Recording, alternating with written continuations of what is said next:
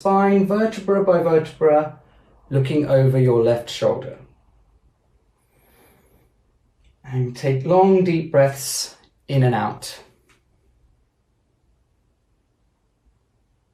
And relax and unravel the spine slowly.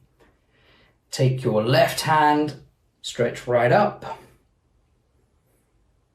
And as you bring it down, bring it to the right knee, right arm behind you, and twist your spine vertebra by vertebra and look over your right shoulder.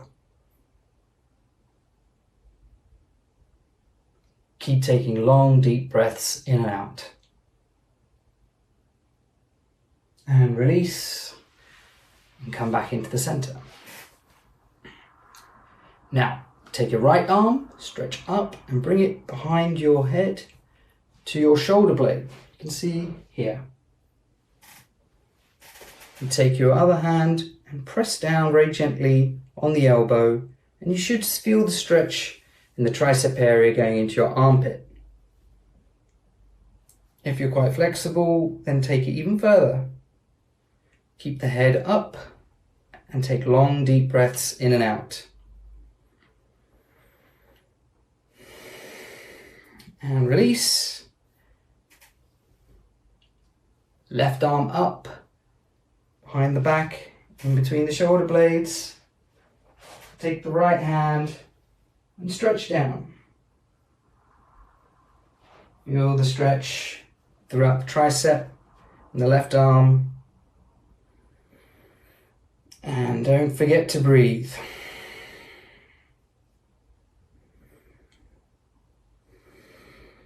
And release. Rotate the shoulders forwards, backwards. Rotate the neck.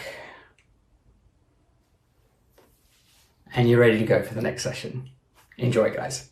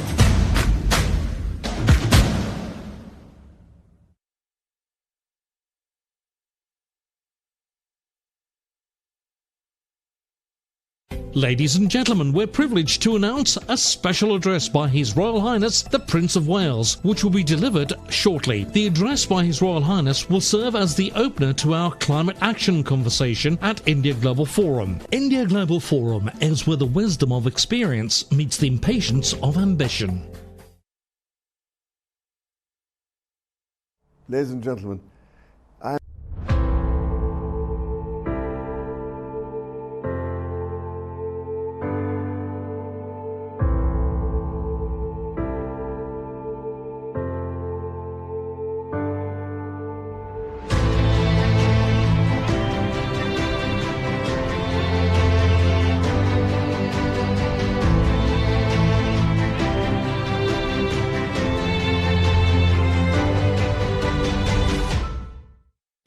Please stick around for a conversation with Michael Bloomberg, a high-profile entrepreneur, 3-term mayor of New York City, and social activist. Mr. Bloomberg will headline the Climate Action Agenda, featuring in a session titled Climate Action, Envisioning and Financing Our Future. India Global Forum is where we work to build a future together and build that future now.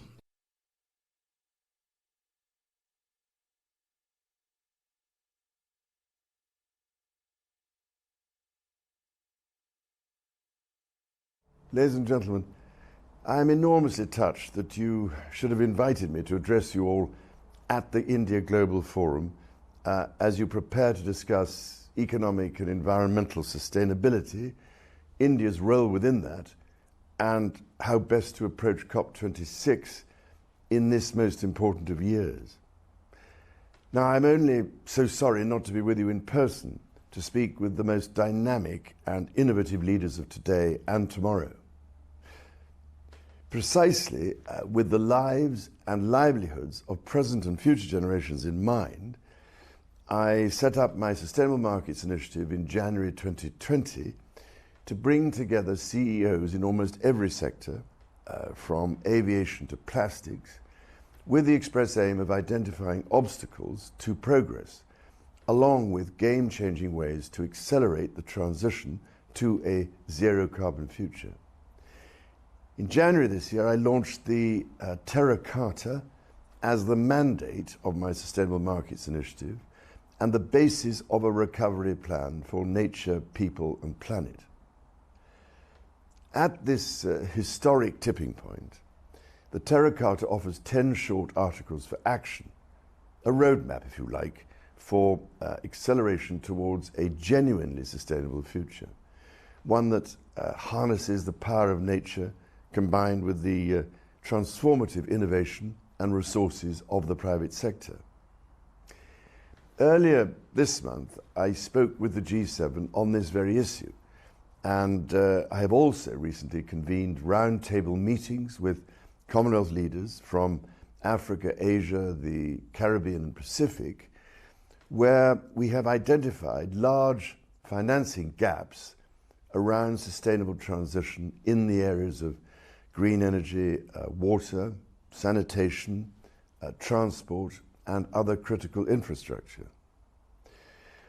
With India's global reach and robust private sector, I believe there are some key ways we can work together to accelerate our efforts and build a more sustainable future. Firstly, we need to focus on accelerating the flow of private capital to support the transition.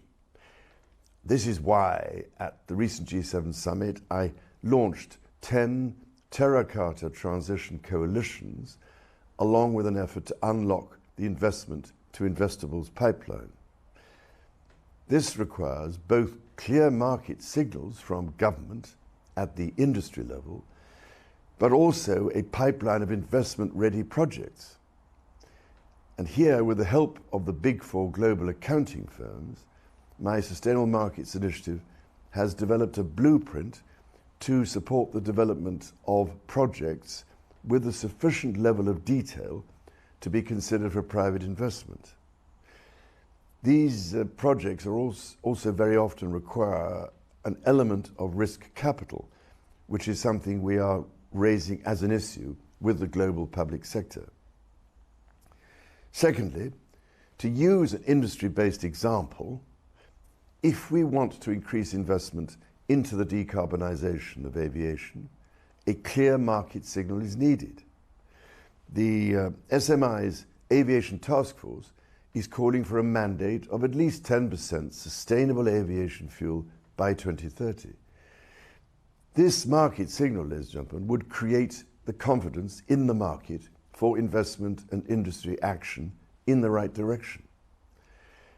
I need hardly say that in order to make the progress that is needed throughout the global aviation sector, it would, of course, make the whole difference if as much of the Indian aviation sector as possible was to join the SMI task force.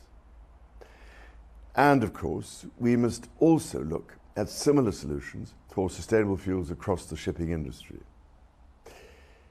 Thirdly, we must accelerate the transition away from coal in a way that both provides reliable clean energy solutions, but that also supports a just transition where workers are provided with training and opportunities in line with more sustainable industries.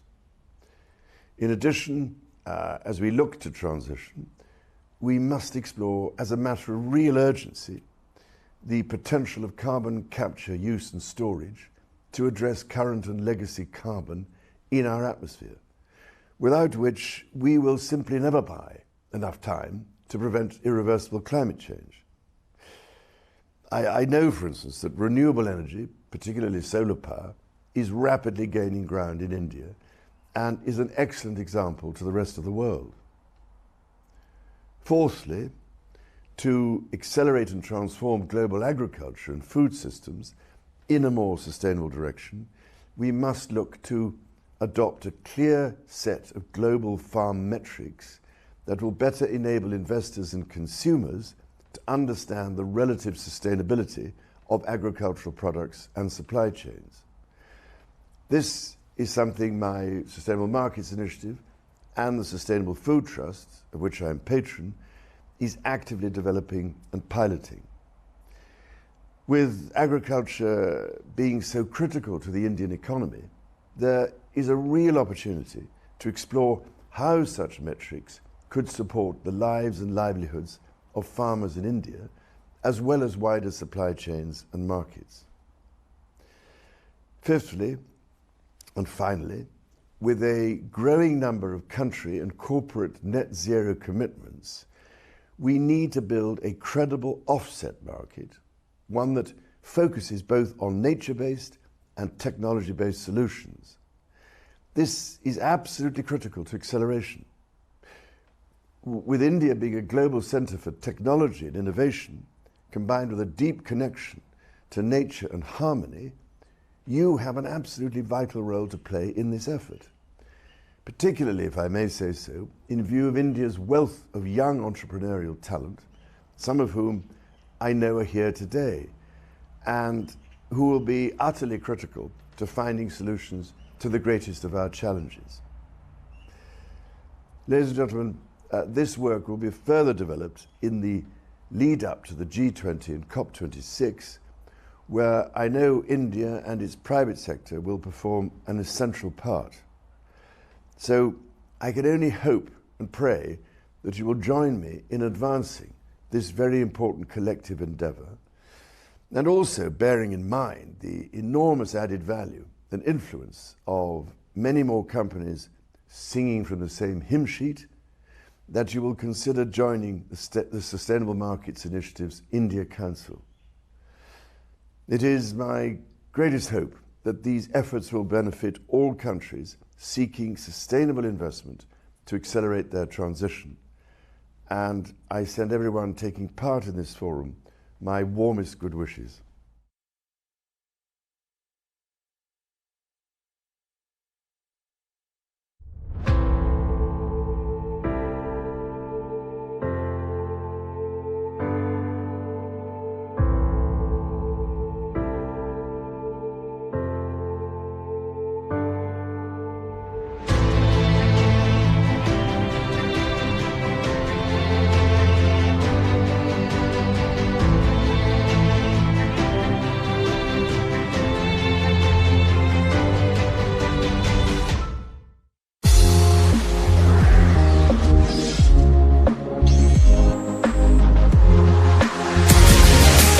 We want to thank His Royal Highness, the Prince of Wales, for his remarks and for putting forth the Terra Carta. Sustainable solutions with aggressive goals in the private sector are key in combating the climate crisis. And now we're joined by someone who is also passionate about this issue, someone who recently announced his company will achieve net zero by 2025 and has joined the Race to Zero campaign, author of Climate of Hope and U.S. Special Envoy for Climate Ambition and Solutions, Mike Bloomberg. Mike, it's good to see you. Thank you for having me. So your foundation, Bloomberg Philanthropies, Yes. of course, has done a lot in this fight against It's climate one of our change. main interests. So tell us a little bit about the work that you've done and how hopeful you are now about our ability to tackle the climate crisis? Well, I don't know of anything, including viruses, that could kill everybody on the planet. I mean, the truth of the matter is, if the planet keeps getting warmer and warmer, we can't survive. So we have to do something about it. And I think the science is such that it's no question what's happening is because of man's creating more pollution in the air and that sort of stuff. Would it have happened anyways? We've gone through ice ages and tropical periods in history, but this one, there's no question where it comes from.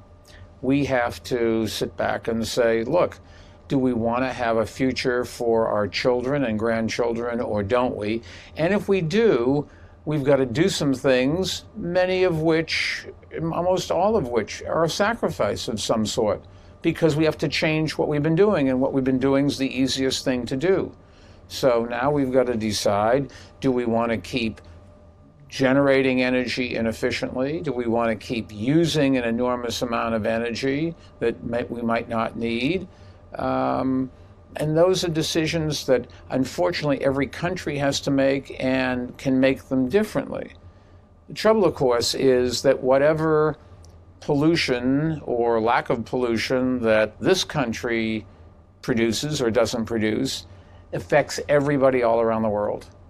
And so one country can help, and they will help everybody.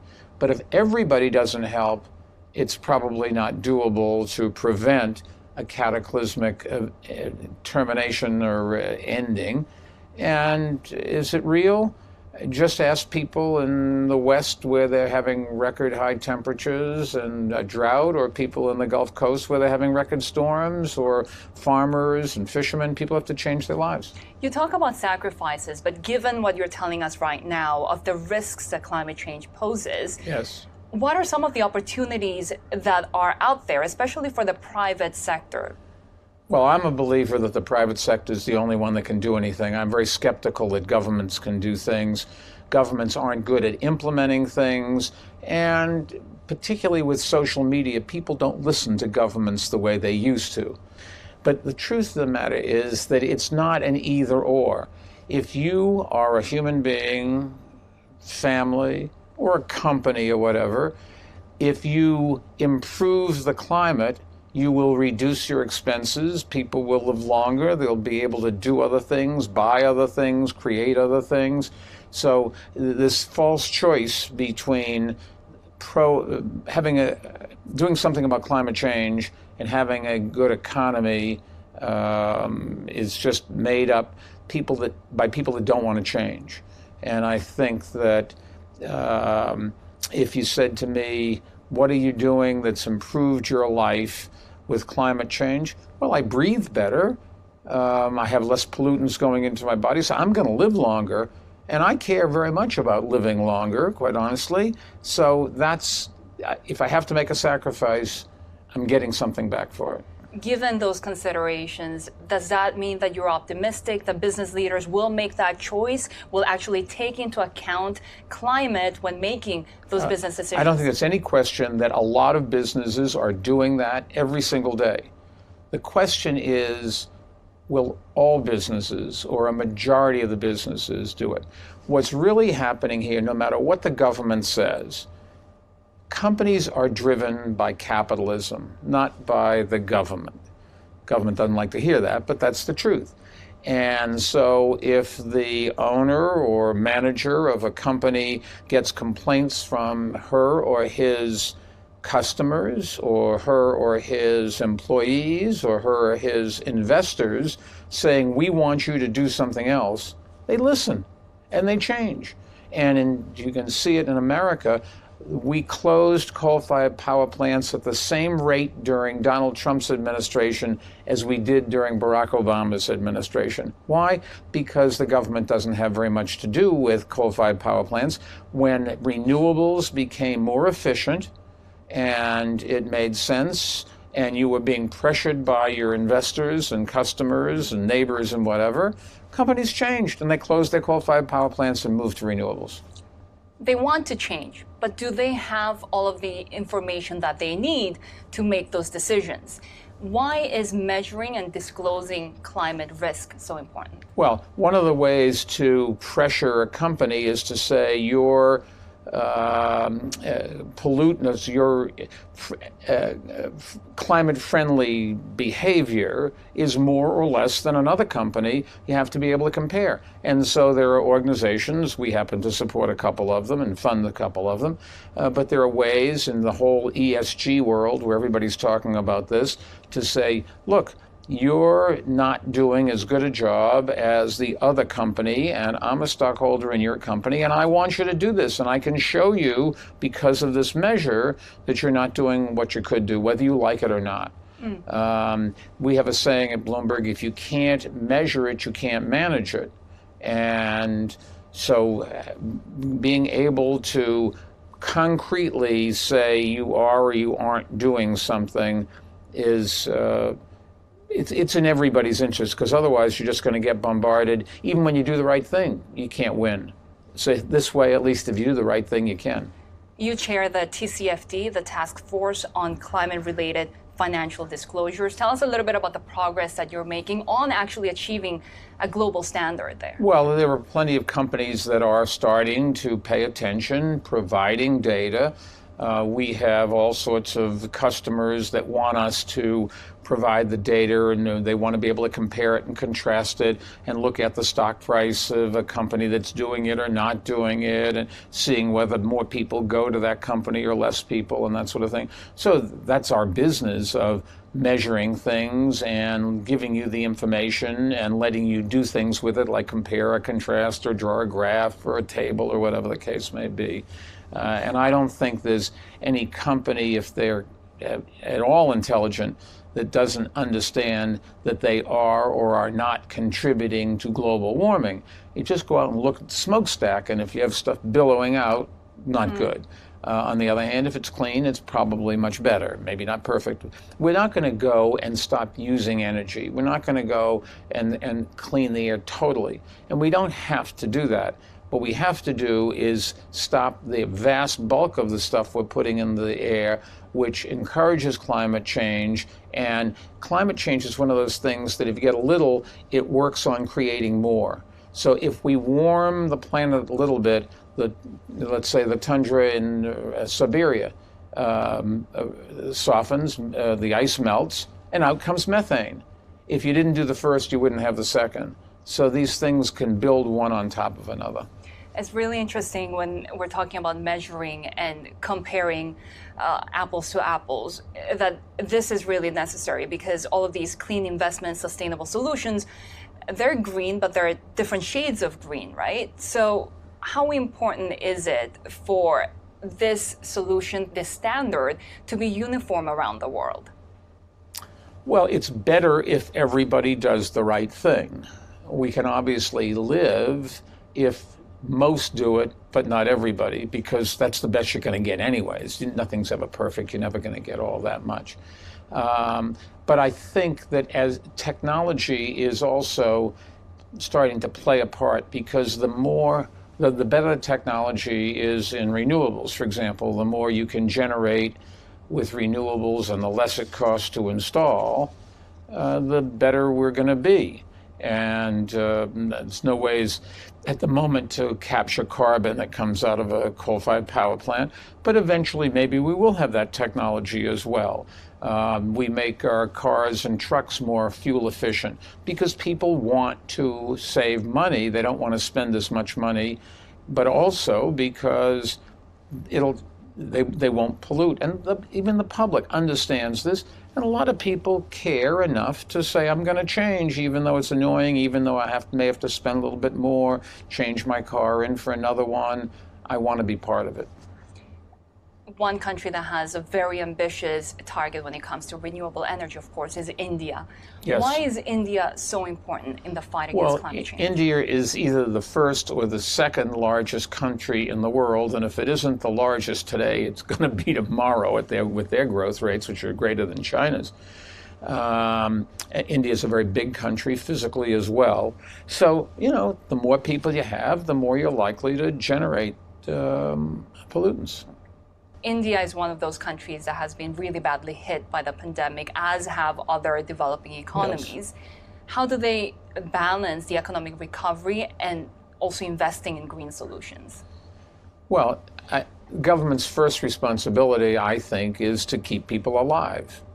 And whether that means reducing pollutants in the air so that you don't have heat waves that kill people and kill crops so they can't eat and that sort of thing, or it means making things more efficient so they can get vaccines and measure whether it works or not, all those kinds of things. That's part of what governments are supposed to do. And it's just not true to say, well, if we do those things, we're going to hurt our economy. Those are the things that are going to take you from a developing country to a developed country. Those are the things that you have to do, make government more efficient so that people can have better food and better medicine and more opportunities and be able to move and have vacations and all of the things that we all love. Developed countries don't have as much, developing countries don't have as much of that as developed countries.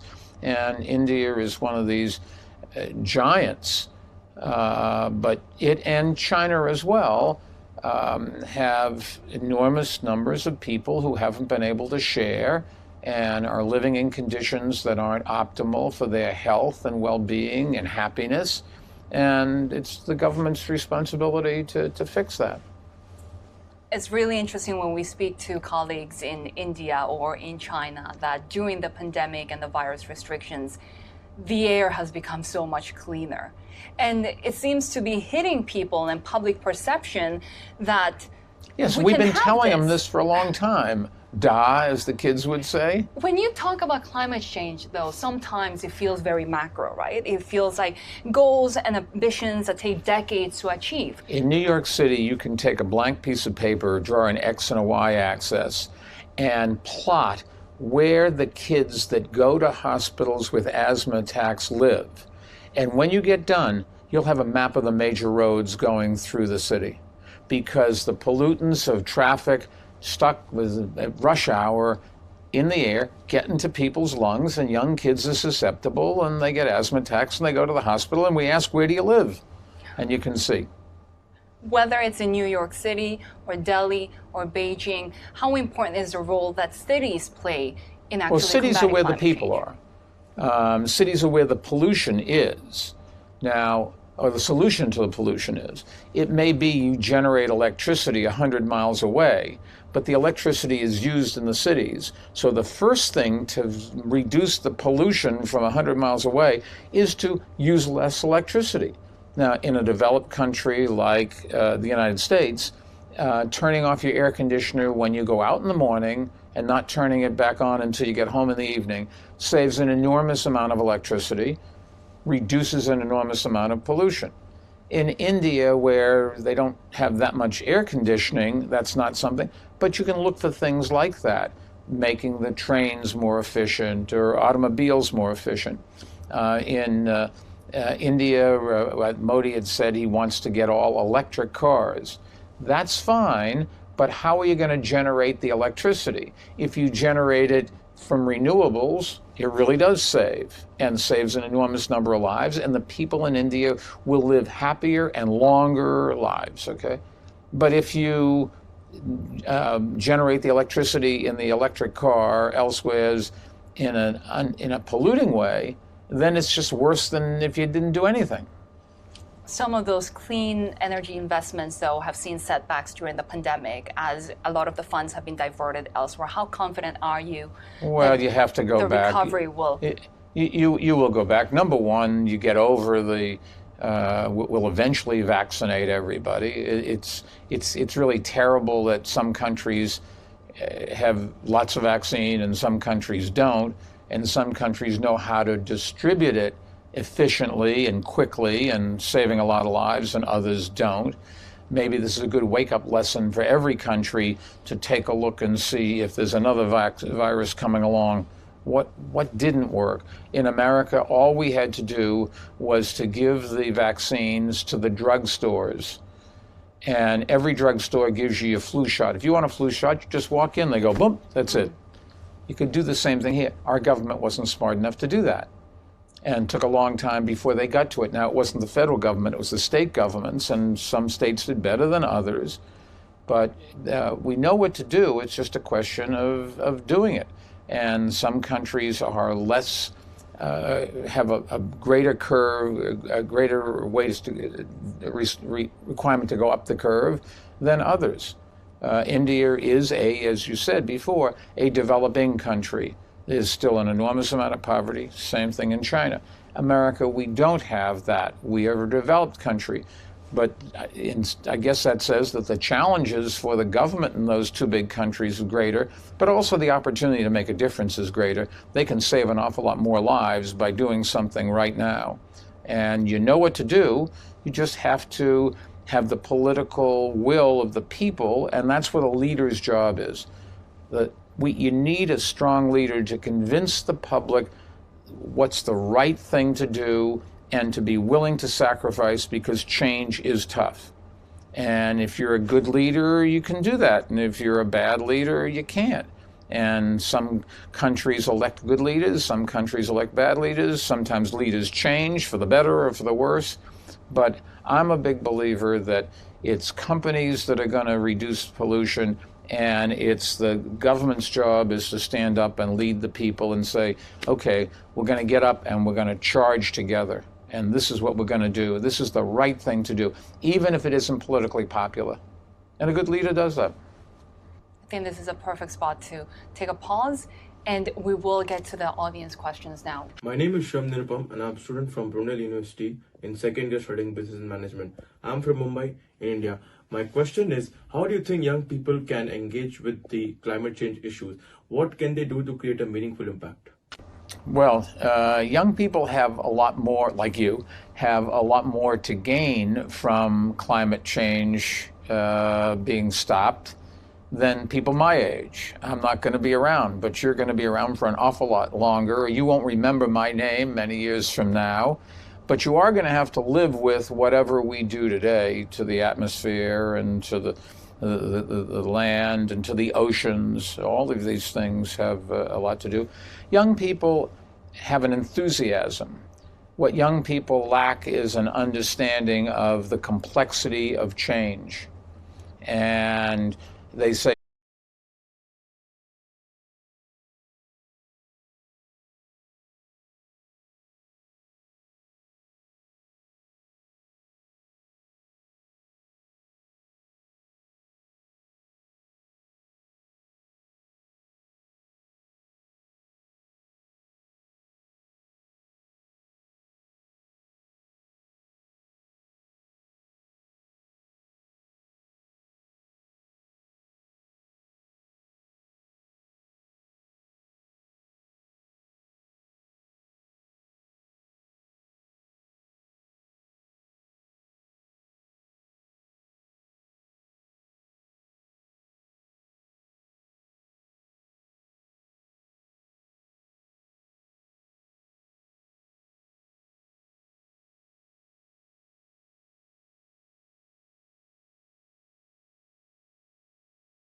and you have to know more about science, you have to know more history, you have to know more about civics in order to get things done. And our school systems, unfortunately, are going in the wrong direction, certainly in America. And our last audience question. Hi, my name is Percy Asare Ansan, the CEO of Premier Health Insurance, a leading private health insurance company in Ghana. In 2009, high-income countries made a commitment to scale up their commitment on climate finance to at least 100 billion USD per year by 2020. What do you think needs to be done to ensure that the target is actually met? Thank you. Well, thank you for that question. I think it is just the leadership of countries being unwilling to stand up and to fight against those who don't want any change in what we do. There are people who are selfish enough to say, I don't care I want right now to enjoy my life. I want to drive a fuel inefficient car. I want to burn stuff. I want whatever I'm doing. I don't want to have to make any sacrifices. And it is the younger people who are going to suffer because they're the ones that we're leaving the future to. And the future is being determined right now. And we've gotten to the point where at the rate of the increase in temperature, it could easily get to a place where it's not reversible. It will just keep feeding on itself. And that, if you think about what science says is going to happen, is not a world you want to be in.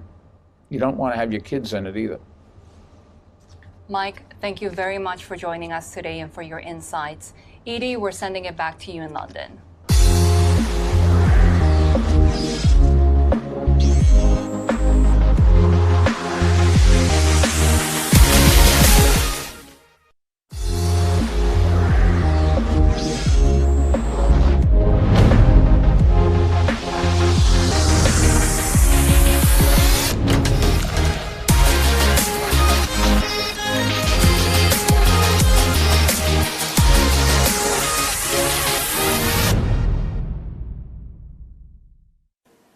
Thanks very much, Sherry Ann.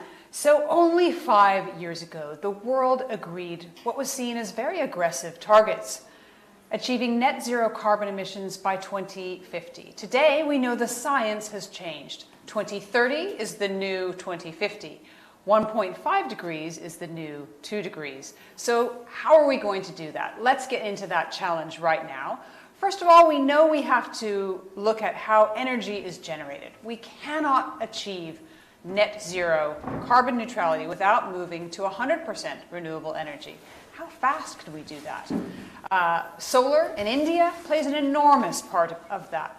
First of all, please do welcome the Director General of the International Solar Alliance, Dr. Ajay Mathur, for some introductory remarks. Thank you very much.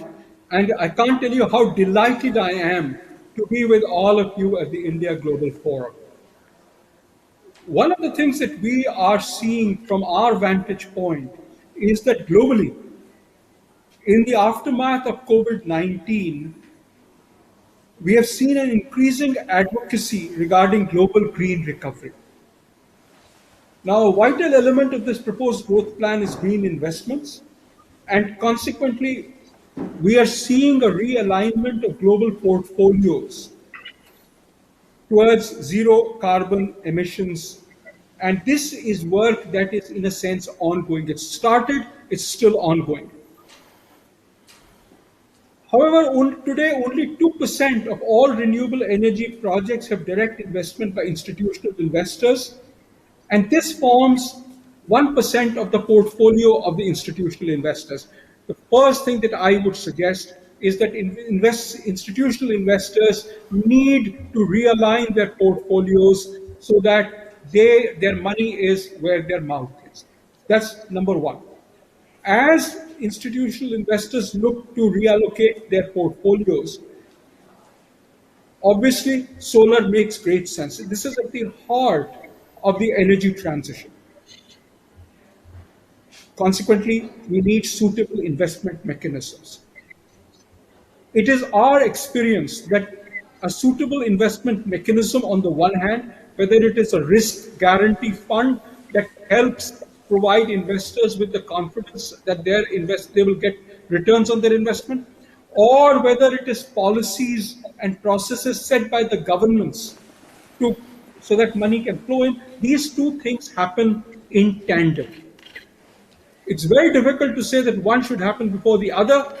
Countries say, why should we change policies if money doesn't come in?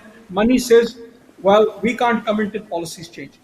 We therefore need demonstration projects which are agents of change for this institutional realignment to occur. As far as ISA is concerned, the International Solar Alliance, we are playing a catalytic role in creating the requisite environment. We have launched a project called Investment Series with the support of the Children's Investment Fund Foundation for analytics for consultation, for outreach with institutional investors, so that we can help them in realigning their portfolios. We are looking obviously at multilaterals like the ADB, the World Bank, etc., with sovereign funds from Abu Dhabi, Saudi Arabia, insurance companies such as the Life Insurance Corporation of India, but also AXA and Alliance. We are also looking at global private equity players like Blackstone, Carlyle, KKR, etc. With this large group of investors, we hope to be able to make the change that is required. We will be launching a high-level advisory committee with members from these community of institutional investors with the objective of mobilizing an investment which amounts to at least $1 trillion by 2030 for the renewable energy sector. And I look forward to all of you to join us in this history in the making. Thank you very much. Thank you, Ajay. Stay with us because we're going to come back to you in a moment for some questions. I'm really pleased to be joined by the CEO of Carbon Clean, Aniruddha Sharma. We've also got with me on stage the CEO of Green Fuels, James Highgate. Thanks very much for being with us. And joining us virtually, very pleased to have Chairman and Managing Director Rahul Munjal of Hero Future Energies. So first, gentlemen, I'd like you to just introduce yourselves to tell us what part of this whole package you're playing. Let's start on stage. Ani, what are you doing, briefly? Thank you, Edie, and I want to thank the India Global Forum for having me here. So my company, Carbon Clean Solutions, we are helping revolutionize the industrial decarbonization. We are solving one of the most critical problems that we face today, which is the industrial, the cement, steel, refining, waste incineration. All of these industries are called the base industries, and we do need them as we sort of develop as countries. As more and more people come out of poverty, we need more and more of industrial goods going to them. But they're also hard to abate or hard to remove the carbon dioxide from their supply chains because of the way they are built. It's not as simple as turning off a power plant. You can't do that for a cement plant or a steel plant. So my company is focused on developing modular carbon capture technology, which is essentially a very simple technique by which you can remove carbon dioxide from the flue gas emissions of these industrial sites and either utilize it to produce other valuable products or store it so that it could be locked in permanently and achieve net zero ambition for most of the countries and most of these industrial units out there. Great, thank you. We're going to come back to that modular technology. James, what about you? Tell me what you're doing in this whole transition period. Thank you, Edie. So Green Fuels has actually been running for some time. It's actually a company I started 18 years ago, really through a focus and move away from fossil fuels in transport, so to decarbonise transport. So we developed technology to convert waste oils and fats, animal fats, etc., into a net zero carbon biofuel. I'm pleased to say over the subsequent 18 years, we've deployed technology into over 80 countries and saved around 6.5 million tonnes of carbon to date. We're currently setting up our own facilities in various locations, including India. There's some very good policy drivers in India for doing what we do, enabling this conversion of waste into a net zero carbon feedstock. We also see the future of biofuels being in transport modes such as aviation and marine. And so a lot of the research and development we've been doing over the past decade has been into the production of these true drop-in fuels. And we also see these expanding globally. And overall, waste-derived biofuel should be seen as a very important component in decarbonisation of transport, along with electrification, along with other means. So that's Green Fuels and what we do. Thank you. And let's bring in you as well, Rahul. Tell us how you fit into this giant jigsaw. Thank you, Ellie. CO2 emissions from electricity contribute around 40% of the net CO2 emissions that there are. So if we have to take care of climate change, we need to take care of energy and electricity. If we have to take care of electricity, we need renewable energy. and we need renewable energy. We need to deploy this at a war footing. So at Hero Future Energies, our motto is Planet Positive Power.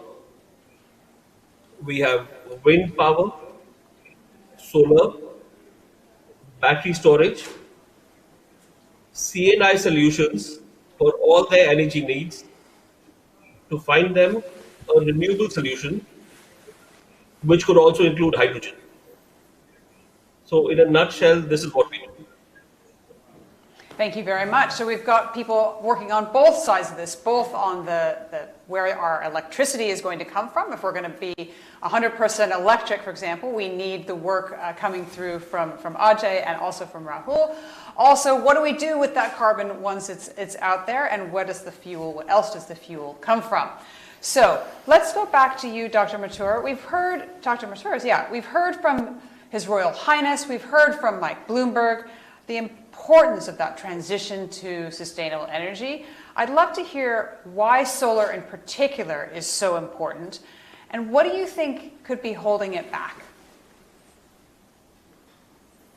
Let me break it up into two different questions. The first is, why solar? Why solar has, I think, three different answers, and these answers in different geographies may have different levels of importance.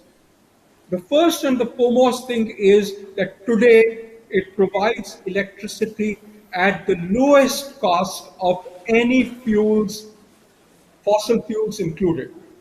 In India, for example, we are able to get electricity from solar at 1.99 rupees per kilowatt hour. If I want it from coal, I get it at about 3.5 rupees a kilowatt hour.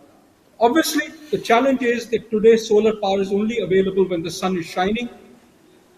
I'm very sure that in 2 years, we will have round-the-clock renewable electricity, which is cheaper than that from fossil fuels. So that's the first. The second is that it uses resource that is available within the country, sunshine. And therefore, it greatly reduces energy imports, and that has a major bearing on the macroeconomics of countries. And for many large energy importers, this becomes a crucial issue. The third is the local environmental impacts. And local environmental impacts are important if you've got a city where there's a lot of transportation and you move to electric mobility with the electricity being provided by solar, you suddenly have cities that are much cleaner. So money, environment, and macroeconomic stability all help us move towards solar. The other question is, what are the challenges? The greatest challenge today is that if we look at the investment bankers, we see that the kinds of risk exercise that they carry out is still similar to what they would carry out for a fossil fuel plant.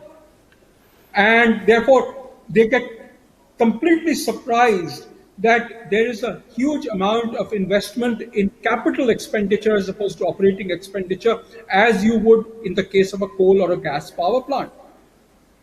The very different nature of the solar energy production is something that has not yet been internalized in the risk management of the institutional investors.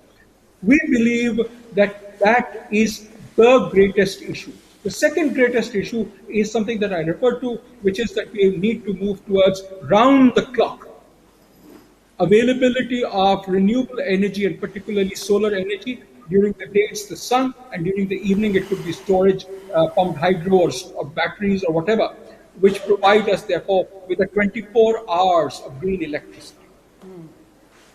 Thank you very much. I want to get Rahul in here as well. You've been working on some pretty exciting wind solar hybrid projects. I'd love you to tell me about that and how you're maximizing these two different energy sources. Oh, thank you. And that's an excellent segue into what Ajay was saying. You know, wind and solar both are intermittent. Sun is during the day and wind comes when it comes. So the biggest challenge is to make renewables round the clock. And before we get to round the clock, can we just improve the number of hours we have them for? Typically, what we've seen, wind comes early in the morning and late in the evening. So it augurs well with solar. So when you do a hybrid with wind and solar, the CUF of the plant typically doubles. So the plant can generate electricity roughly 50 or say, maybe even 70, depending on where the wind plant is. And then for the other 30%, you bring in solar storage.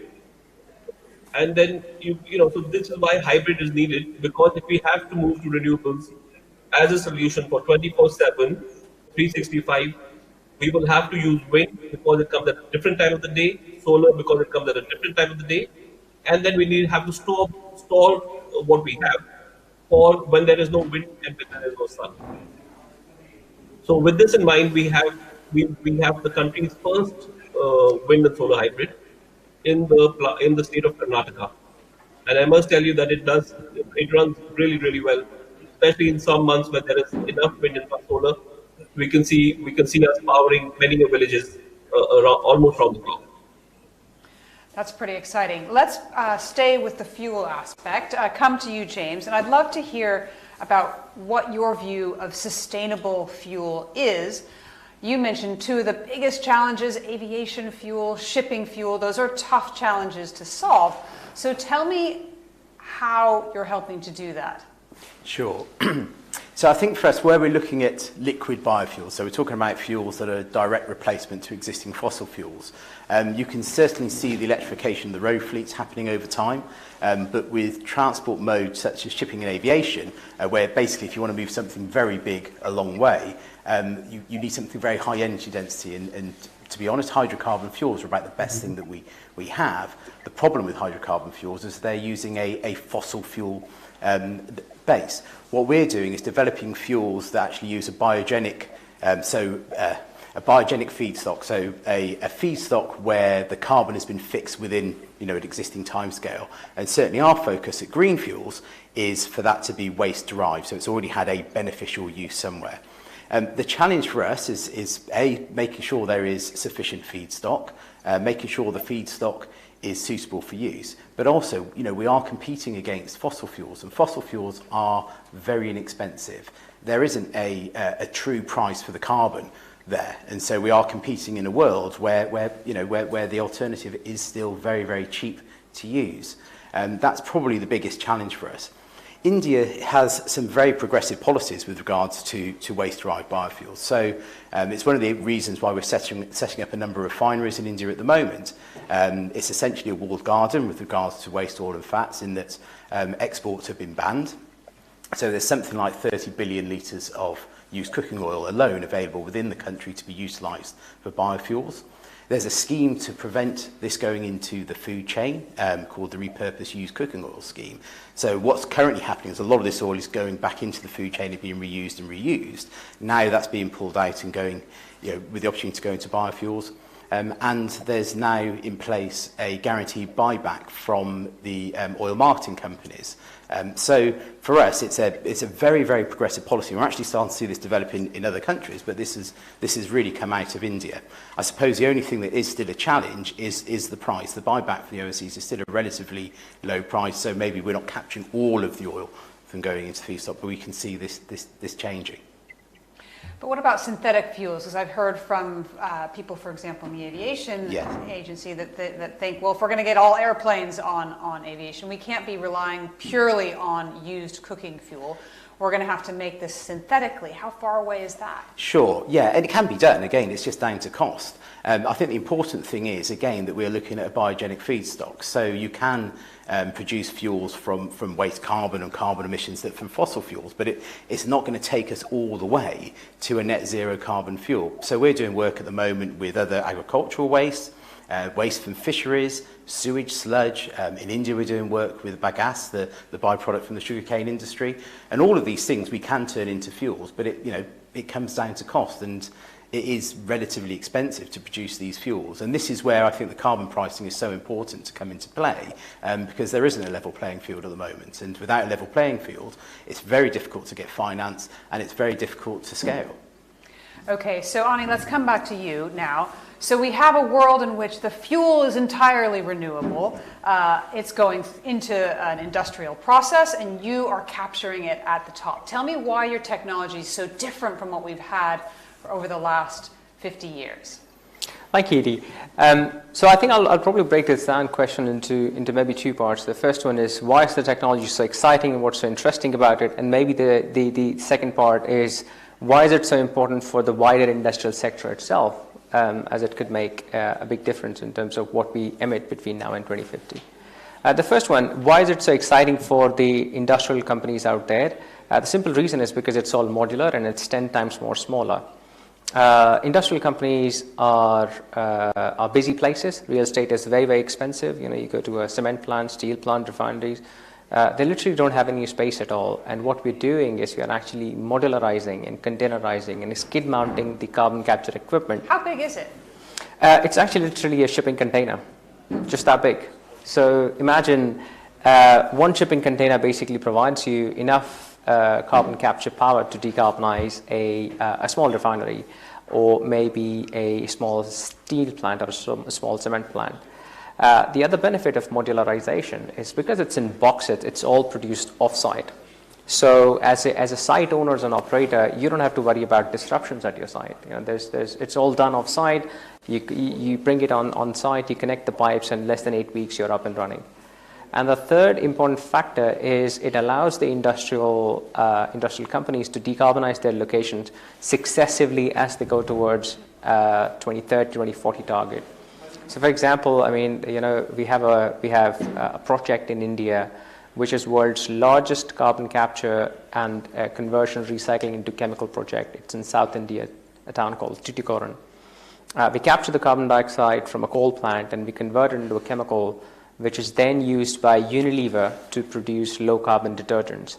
So we're not only decarbonizing an industrial site, we are also decarbonizing the supply chain for the end consumers as well, and enabling them to choose between whether they want a low carbon product or not. And we believe that's quite interesting and quite exciting opportunity to make available for the end consumers and users out there. And the second part of the question will probably maybe focus on that as to why is it so important in terms of, you know, modularizing the equipment. The reason we believe it's so important is because if you want to meet the target, the 1.5 degree Celsius target, the IEA says that you need to achieve a 500 times ramp up in the carbon capture capacity between now and 2030, especially because that's the only way you can decarbonize the industrial companies at large scale. Now, 500 times ramp up could only happen if you have a modular unit, you know, something like a Tesla, wherein you produce 1, 10, 100,000 gigafactory.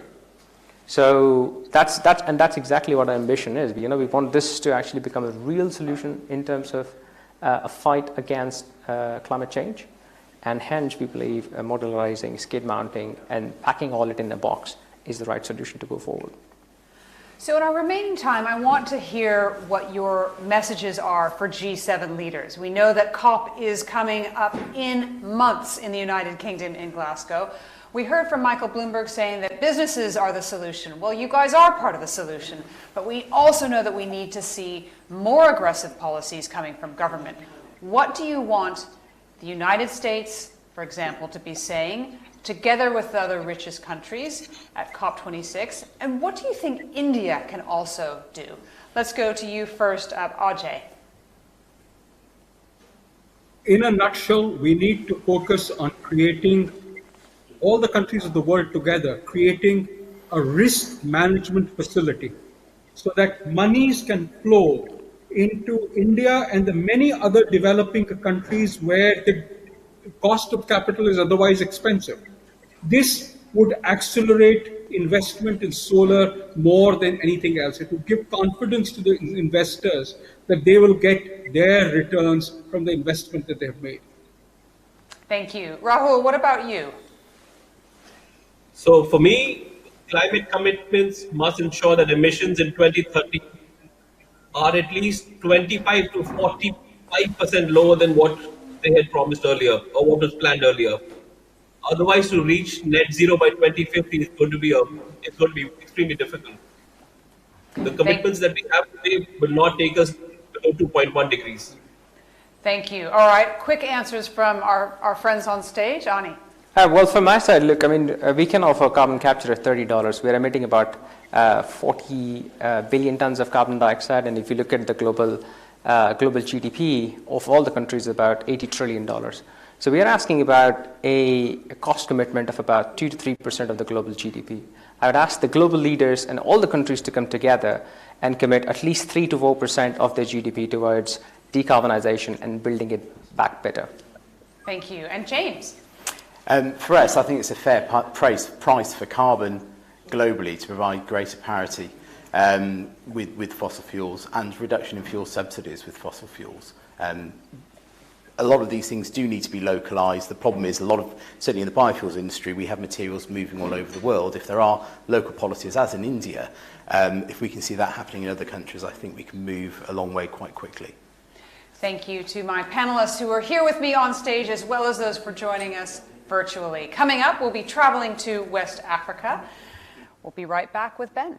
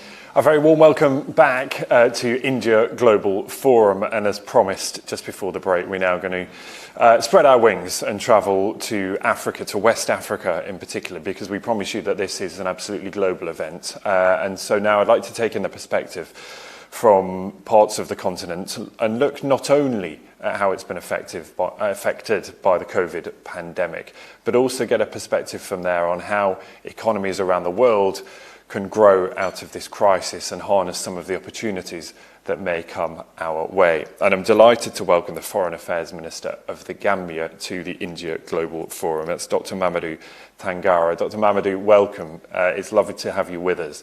And I think, first of all, it'd be quite useful for us to know how the COVID pandemic is playing out where you are and what is currently the state of play. Because I know, for example, just in the last couple of weeks, a warning that you are running out of the AstraZeneca vaccine.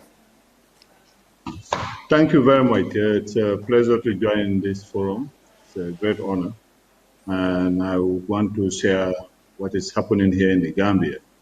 when COVID struck the world, we were all worried, and panic was gripping each and every one of us. But then we knew that when you are faced with challenges and you need resources to deal with the challenges and you don't have the means to deal with them, you have to practice the policy of your means where you don't have the means of your policy.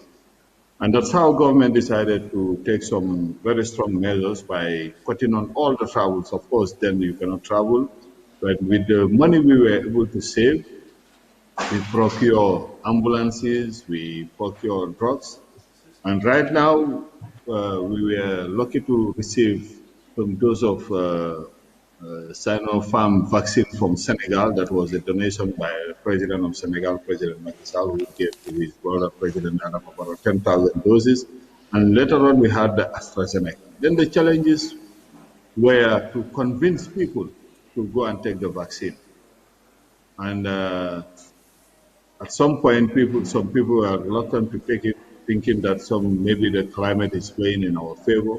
But then a massive sensitization campaign took place and people started taking the vaccine. And now that we need to take the second dose, we are running out of vaccine. So now there are people who are coming, but priority is given to those who took the first dose.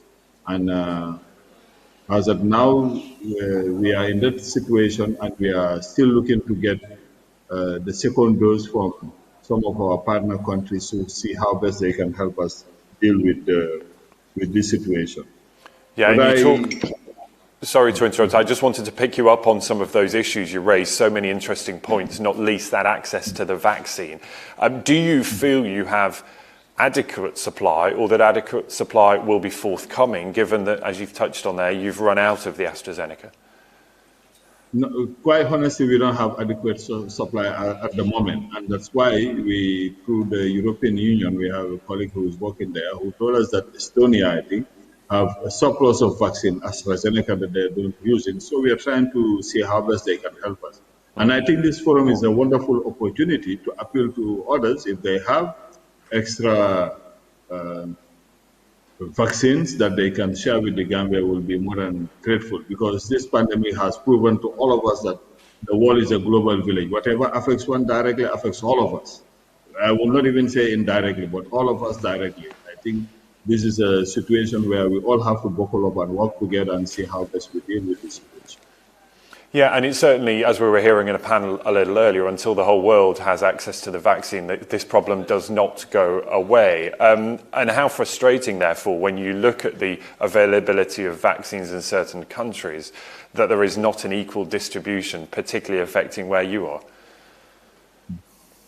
Well, it's, I mean, I was listening to one of the European Union leaders who was saying that nous ne voulons pas être les idiots utiles. We don't want to be the useful idiots by giving out vaccines. But today, this is not about Europe, because this is a virus that does not know borders. It will go beyond borders. And it's really very frustrating to know that some countries have extra and there are others who do not have. I think this is more than ever before that global solidarity must be the motto of and the order of the day. We have to help each other. We don't even have a choice. And so what are the practical implications day to day? You said there's many people who've had the first vaccine who cannot now get the second dose. What does that mean in terms of reopening the economy there? And of course, for the people who've not yet even had the first dose? Well, the implication is that, well, we are grateful to God Almighty as a believer that we don't have those cases. I don't know what is playing in our favor, but as of now, we don't have, I don't think we even have 30 people in serious critical conditions. But we need to be vigilant, because if we rest on our laurels thinking that this virus is gone, we are just fooling ourselves. And that's why the campaign, the Ministry of Health is engaged in a vigorous campaign to invite people to come for their second dose. And we are also get other doses to help those who have not been vaccinated. And today people are coming now. We don't even need to convince them to come. At first, they thought that, no, this will not happen to us. But now that they are seeing that it's happening, and each family here has lost at least a loved one. So people are more and more conscious of the fact that they definitely need to come. And you touched on vaccine hesitancy a little earlier, but just give me a sense of, whether that message is getting through and what uptake, provided you have adequate supplies, what uptake is looking like there. Well, I'm sure now that people are sensitized more than ever before. If we have more vaccine people, you have people queuing coming for the vaccine. At first, it was the expatriates, the European tourists who were here who were going for it. And then at some point, someone called me. He said, well, our people are not coming. Are we supposed to give it only to expatriates? Because these vaccines are meant for Gambians. I said, well, this is not about a Gambian or non-Gambian, because the virus does not distinguish about the nationality. Let's give it to those who are coming. Maybe that will encourage our own people to come. Because, there are all these conspiracy theories about AstraZeneca and all the vaccines. But at the end of the day, we know that if there are more advantages in taking the vaccine than not taking it. I know there is a lot for us to discuss as far as the pandemic is concerned, but I'm aware also I want to talk about some of the opportunities and some of the growth that we would hope comes out of this. I know you are just back from Saudi Arabia, for example, even the last 24 hours, just landing back on a trade mission, amongst other things. I wonder, give us a sense of what that focus will be as far as Saudi Arabia is concerned, but then also describe to me, if you can, the links with India and what role India plays in development growth opportunities for the Gambia. Well, I will start with our trip from Saudi Arabia. It was an excellent trip, an opportunity for us to strengthen our bilateral relations with Saudi Arabia. The Saudi fund has been very helpful. They started helping the Gambia since 1978, if my memory serves me well. And they've been intervening in many areas in infrastructural development, roads construction, and as one of the great leaders of India will say, let's build a road and the road will connect us. That's Mahatma Gandhi. India, of course, is one of our strongest partners.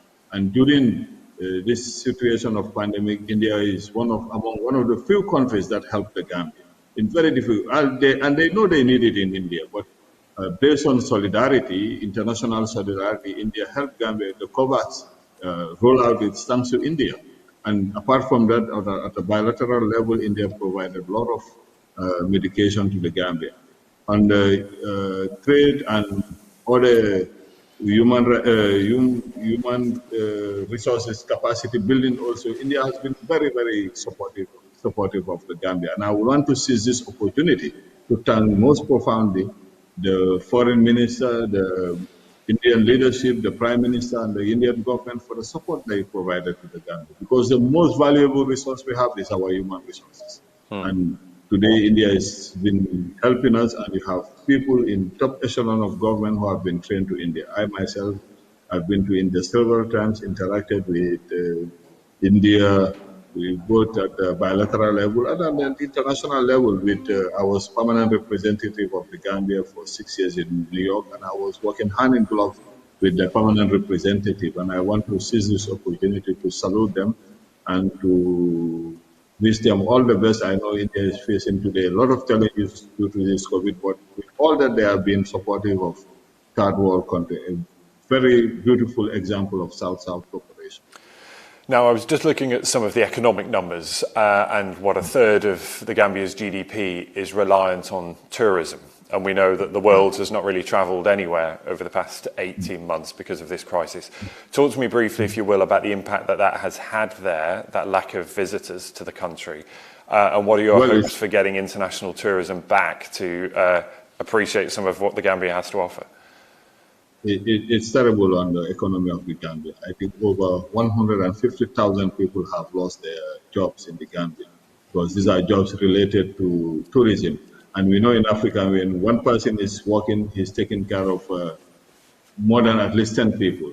So it has been a disaster on the Gambia. But I mean, it's also an opportunity for us to buckle up and not only to depend on one sector. I think we should look at the opportunities offered by this sad situation and try to leverage on them, and also try as much as possible to be self-reliant.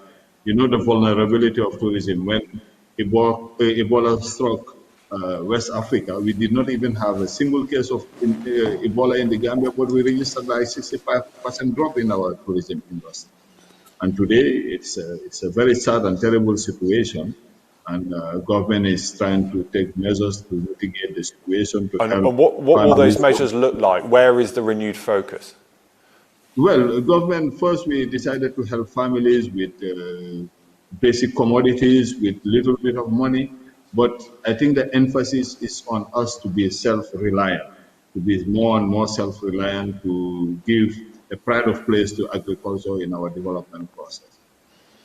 And as far as welcoming tourists back, because of course that restructuring cannot happen overnight, how confident are you that you'll be able to get visitors back, at least in the short term, to help create those jobs that have been so badly affected? Well, we are hopeful that with the vaccine and the possibility of people even trying to encourage some kind of medical tourism where we'll encourage people to come and get their vaccine here, we are hopeful that we'll be able to get some people coming, because I know still people are willing to come, but we are also afraid of encouraging people to come and have to deal with a situation that will be out of control. And that's why we are also being very vigilant. And for our control and managing of the spread of the virus, the United States Center for Disease Control, US CDC, has issued a level 1 travel health notice for the Gambia in its recent global risk assessment for COVID-19. And I think that shows it's been very, very challenging, very difficult for the population. We live in community in our societies. It's been very challenging, but we have to deal with a situation where you have no other choice but to take some stringent measures. Absolutely. And we are hopeful that with the vaccine, we'll have people who start coming back. Yeah, and it seems that is absolutely the only way out of this. We wish you well. I'm so grateful for your time at India Global Forum. Thanks for joining us and talking us through that perspective from there in West Africa. Wonderful to see you, Dr. Mamadou Tangara there, joining us from the Gambia. Edie will be right back after a very short break. We're staying with the tourism theme. So special guest joining Edie in just a moment. Don't go anywhere.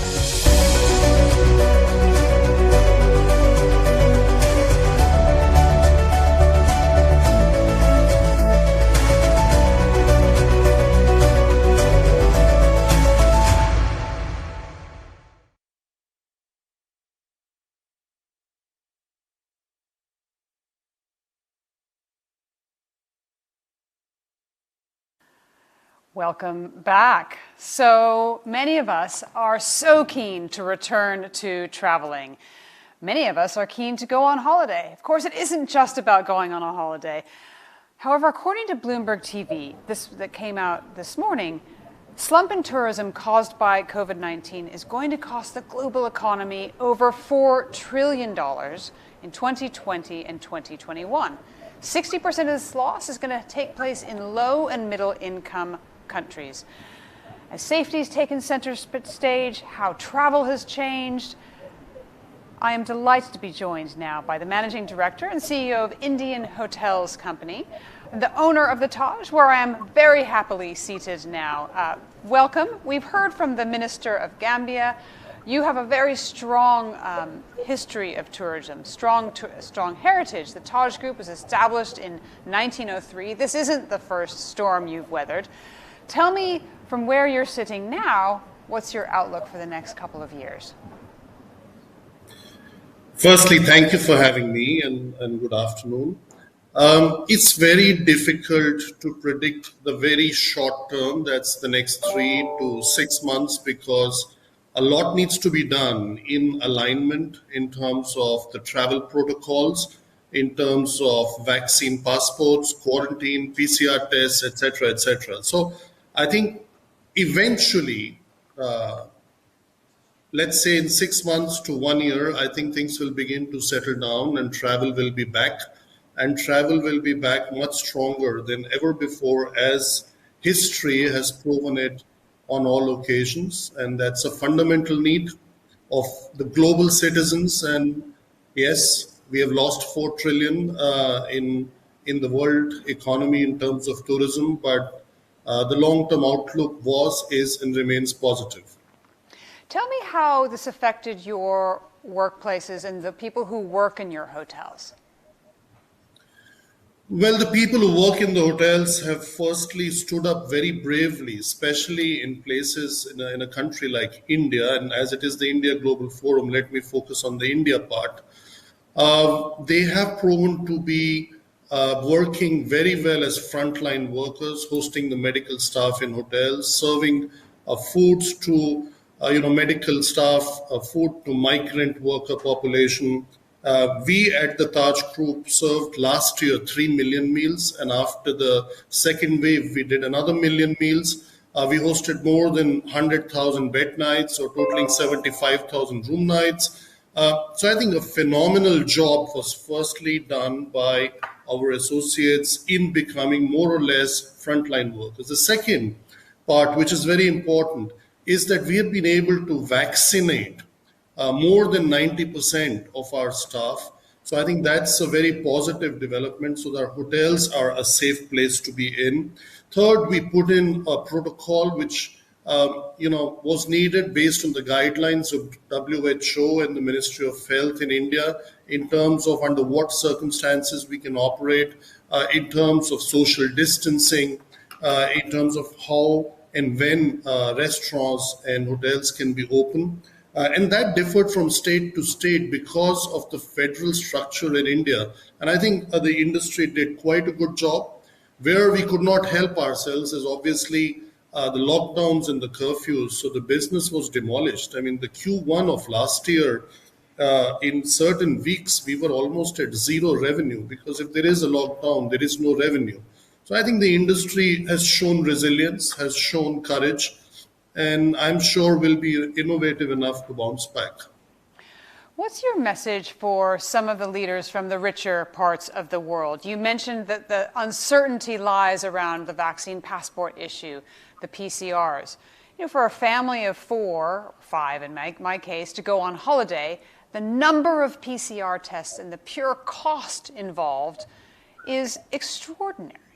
What could get people moving faster, do you think?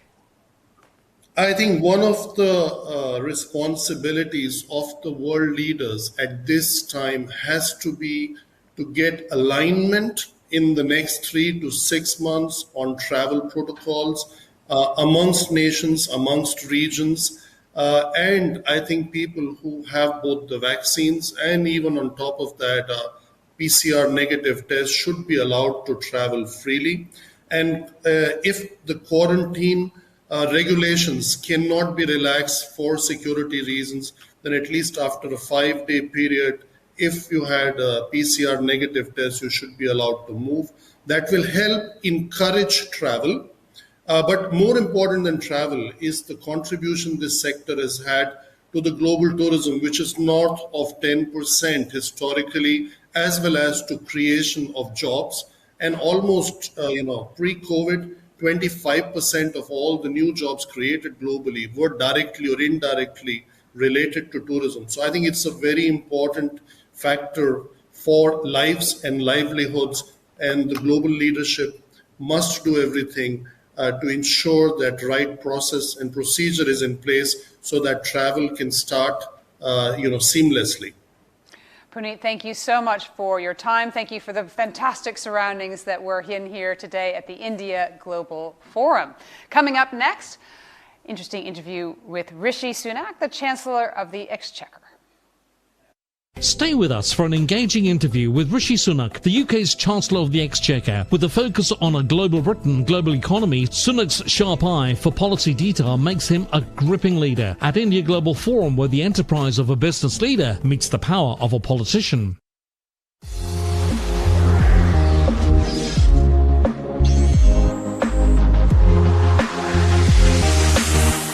Namaste for India Global Forum. This is Priyanka Deo joining you from New Delhi. Countries all over the world have been impacted with the onslaught of the coronavirus crisis, and its full effects have yet to be seen. Lockdowns challenged economic activity, causing setbacks to consumption, manufacturing, exports, and capital flows. There's no quick fix or shortcut to stimulate and increase demand in an economy. This takes time, patience, effort, and also working together with other nations to help rebuild and restart sectors. Amidst the ongoing uncertainty, economic recovery will also depend on how people come out of their homes and the rate at which demand will resume organically. Let's take a look at how some of the global leaders joining us today faced and worked to overcome large-scale challenges, including navigating huge debts, unemployment, and exhausted healthcare systems. As always at India Global Forum, we bring to you the most incisive discussions with the most engaging leaders. Stay tuned and stay connected by subscribing to our regular updates and invitations all year round by registering at indiaglobalforum.com. That's the place where India meets the world and the world meets India. Namaste.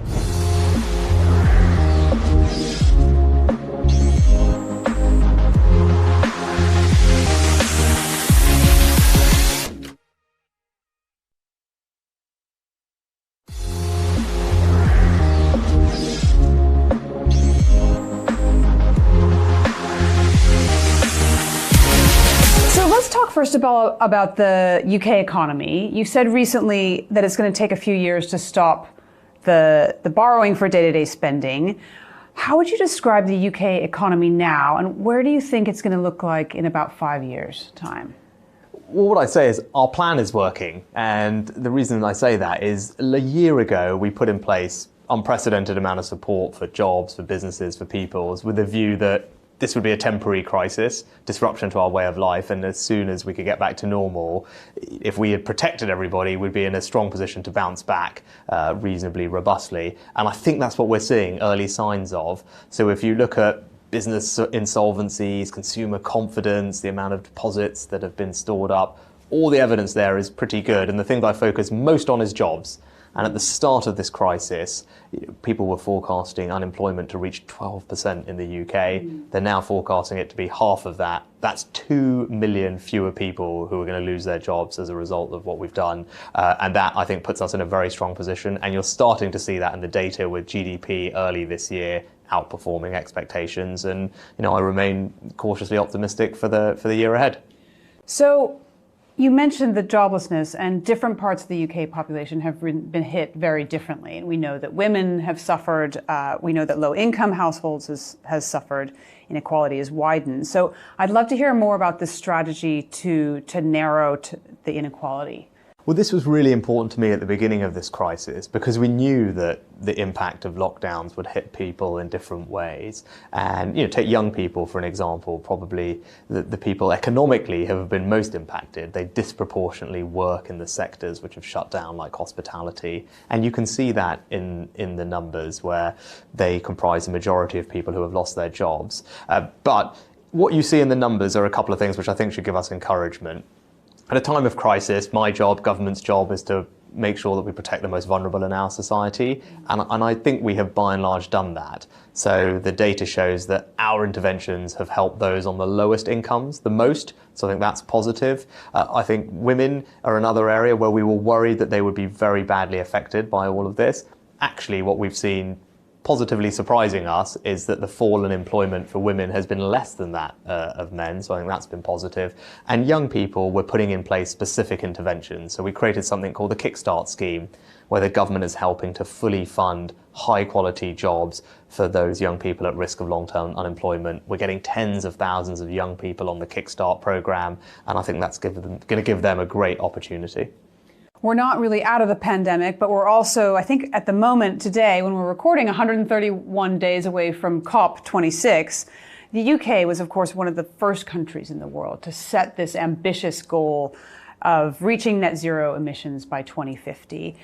There's a lot of promise about building back greener. It's hard, right? When we're also subsidizing this, when we're paying back COVID debt. So I'd love to hear how we can get our house back in order and also lead the world by example. Yeah, I think you're absolutely right. And people ask me about this a lot and how are you going to square the circle? I think big picture, take a step back. here's a stat that should give everyone some confidence that this is doable. Since 1990, when the first agreements were benchmarked to, we've cut carbon emissions here in the UK by about 40% from memory. And in that same time period, GDP has grown, our economy has grown by almost 2/3. So just big picture, it's possible to do both. The Prime Minister set out a specific 10-point plan last year in the autumn, and I'd urge people to have a look at it. Actually, I think it's probably one of the most comprehensive plans you've seen from a government anywhere, tackling all the various things that we want to. Comes with £12 billion of investment that we think can help create up to 250,000 jobs, so that's exciting. And you talked about leadership, and we can be a leader. We are a leader in some of these new technologies, in particular offshore wind, for example, where we're one of the world leaders in that, and we're creating more opportunities for job creation in places like Teesside and Humberside, so it works with our levelling up agenda, plays to our strengths in technology. And then the last thing I'd say on leadership is recently we hosted the G7 finance ministers here in London, and as part of that meeting I was delighted to be able to get agreement from my colleagues in the G7 to make climate disclosures mandatory across their economies. We're going to do that here in the UK. I announced that last November. It's going to be in place in a few years' time, and it's important because ultimately governments can't do this alone. We need to unlock probably hundreds of billions of dollars, if not trillions of dollars, from the private sector into climate-related projects and investments. We can only unlock that capital if investors know where to send it, and that's why disclosures are important. And I think that's a good example of the UK showing global leadership on an issue which will then make a huge difference to the world's ability to meet net zero. So let's move on to the UK-India relationship. And I'd love to hear what you think the opportunities are for an enhanced trade partnership. Well, we're super excited about this, as you would expect. And right now, the Trade Secretary's got a consultation out, so I'd urge people watching to feed into that, because I think we all have an ambition to hit this target of doubling our trade by 2030 is the goal that Prime Minister Modi and Prime Minister Johnson agreed. And we want to know how do we do that? If you ask me, what are some of the things I'm excited about? I'd probably pick a couple. One is services. Now, the UK is a very heavily services-oriented economy. It accounts for 70-odd% of our economy. But India also is a majority services economy and growing. And it's not just financial services, it's engineering, it's professional services like legal, accounting, engineering, architecture even. So I think there's a great opportunity for our two nations to liberalise services trade between our countries to create jobs in both places. I think that's exciting. I think the second thing is this is a much broader relationship than just trade and economic. And I think what the two prime ministers agreed was that the UK would be the first European country that India has pursued this more comprehensive strategic alliance with. And you will see that fleshed out, for example, in the security field, which is important, where the joint carrier group that we have will be out in India later this year, working cooperatively with the Indian government, tackling some of the combined security threats that we face. So I think there's lots of reasons to be excited about the relationship, but it should be broader and deeper than just trade. So what are the hurdles still to get past?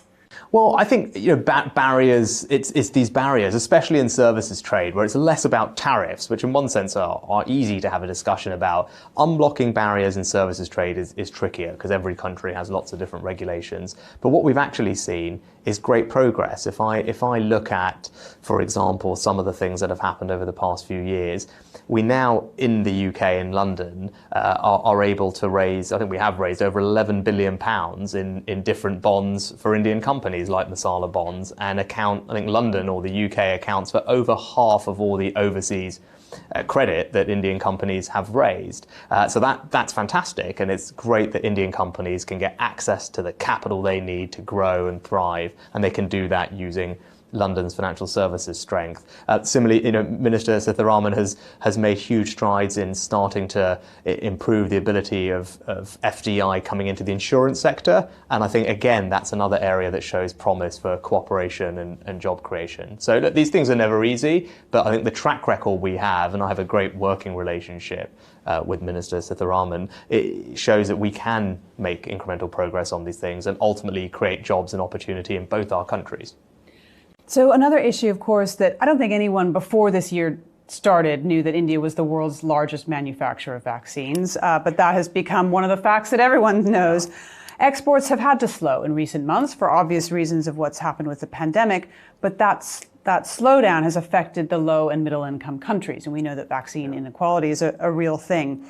The UK, other G7 nations pledged 1 billion doses to help out, but we know that that's not enough. We need 5 billion. So how can we work together to make sure that we're giving these what's absolutely needed to the rest of the world? Yeah, no, you're absolutely right. And you saw a strong statement from the G7 Leaders Conference that took place here a few weeks ago.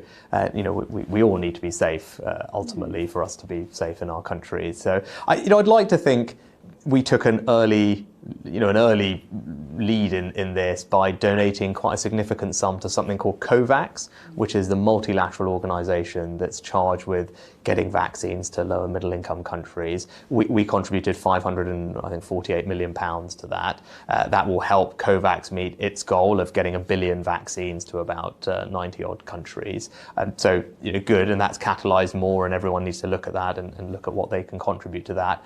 Secondly, as you said, we personally have pledged 100 million doses from the UK going around the world, and that will happen over this 12 months, with a good chunk of them to come quite soon.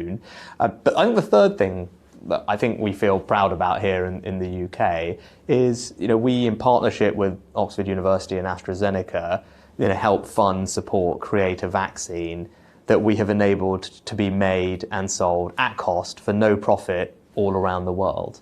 And if you look at the billions of doses that have been now put into people's arms, 1 in 3 of those is the Oxford AstraZeneca vaccine. It's about 500 million doses. And that's something that we've played a part in making that happen. It's something that we feel proud about. But you're right, look, there's more to do on all of these things, and we're going to keep working with all our partners to try and make a difference where we can. Let's move on to the global economy for a moment. So I'm really interested in the UK's relationship with China. In one sense, Huawei's 5G technology is actually the best in the world, and because of a lot of political reasons, we didn't buy it. I'd love to hear more about where you see the UK's relationship with China. Well, look, on Huawei, just to go over old ground, but we've got a diversification strategy in place, and it's something that requires cooperation between allies on issues like that to make sure that we do have options when it comes to technologies of strategic importance to our nations. Now, more broadly, we can't escape the fact that China is already a highly significant global player and is only set to become more significant, not just economically, but more broadly. And that has implications for all of us. Particularly, as India thinks about it, the emergence of the Indo-Pacific as a region of strategic interest for many of us, China's growing role there, means that, we talked earlier about having a relationship that goes beyond trade, and actually security partnerships are important as well. I think, look, with China, we just need to be clear-eyed about the relationship. We can't escape the fact they're significant, so that means where it's in our, where our interests align, of course, we should cooperate, but we also have to be prepared to stand up for our values and recognise that we're not going to agree on everything, and we shouldn't be shy about sticking up for the principles that we believe in and being robust about protecting those, confronting those if they threaten our interests, and doing that with like-minded partners like India. And it's just something that we're all going to have to deal with. How are you making the UK a leader in technology?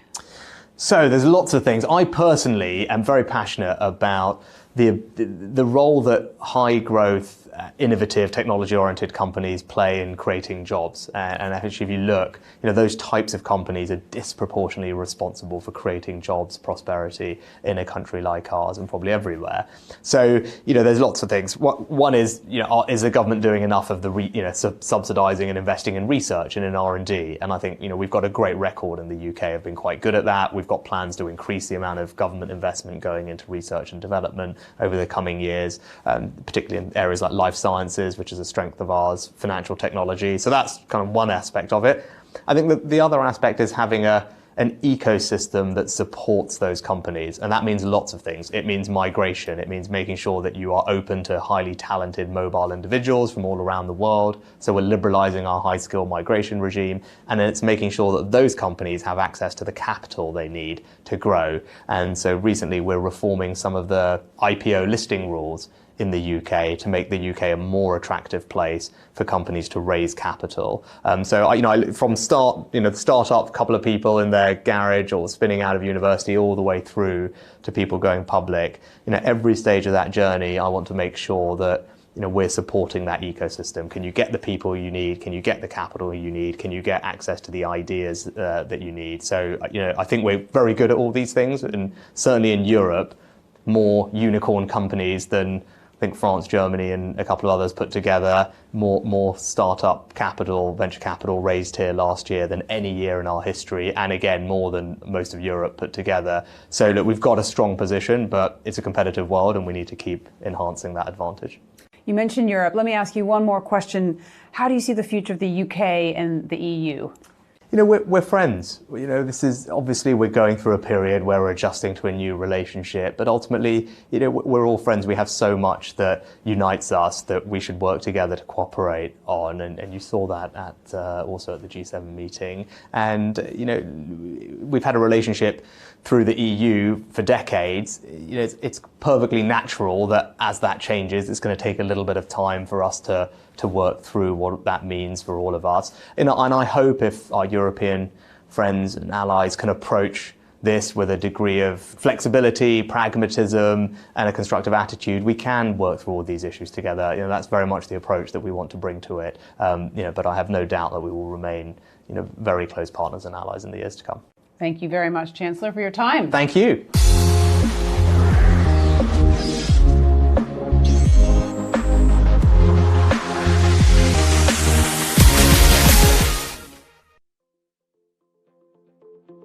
Around the world, the role of treasurer is rapidly changing. It is becoming more strategic, more creative, and more critical to a company's long-term success. Advances in technology, data science, artificial intelligence, and machine learning are driving this transformation and providing treasurers with innovative new ways to gain strategic insights and drive efficiencies. Working at the cutting edge of these disciplines, Citi is designing and launching multiple projects, including the new Citi Smart Match solution. Leveraging artificial intelligence and new algorithms, Citi Smart Match streamlines and automates the invoice and payment matching process to reduce errors and costs. Citi is also piloting its payment outlier detection platform, which uses artificial intelligence to identify irregular transactions such as payment errors and outlier payments. Citi Innovation Labs are also working in partnership with Citi product teams to develop Project Prompt, a voice chat solution that uses natural language processing to enhance and expand self-service capabilities for clients. A leader in banking innovation, Citi is leveraging data science and digital technology to create solutions that transform treasury management and help clients achieve their goals.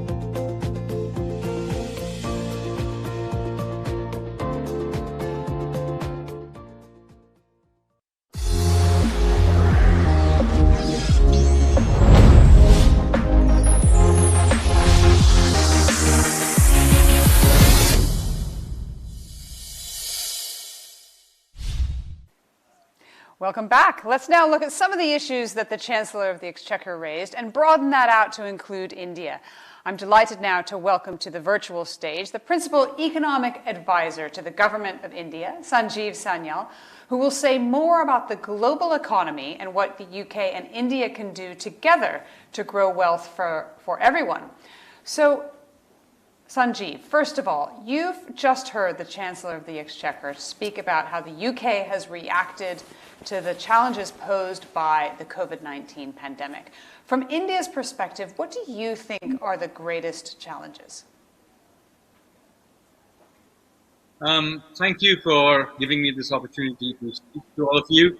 I just listened to what the Chancellor was saying, and there's a great deal of similarity in the way we think about the world. Obviously, the world has gone through a major shock, but as vaccines are become more available, I think both the UK and with the acceleration of vaccination here in India, I think we are being able to open up the economy quite rapidly. And despite disruptions caused by second wave very recently in India, I think we are beginning to now see much of the economy coming back quite strongly, in fact. But the point that you raised is of how does India and the UK look at the world, and I would say even here, the relationship goes beyond just trade, as Chancellor just pointed out. It's about a wider view relating to geopolitical interests. It relates to our shared values. So I think the point here is that as we look forward into a post-COVID world, I think that is what we will be building on. It's just not about, responding to the here and now, which obviously we need to do.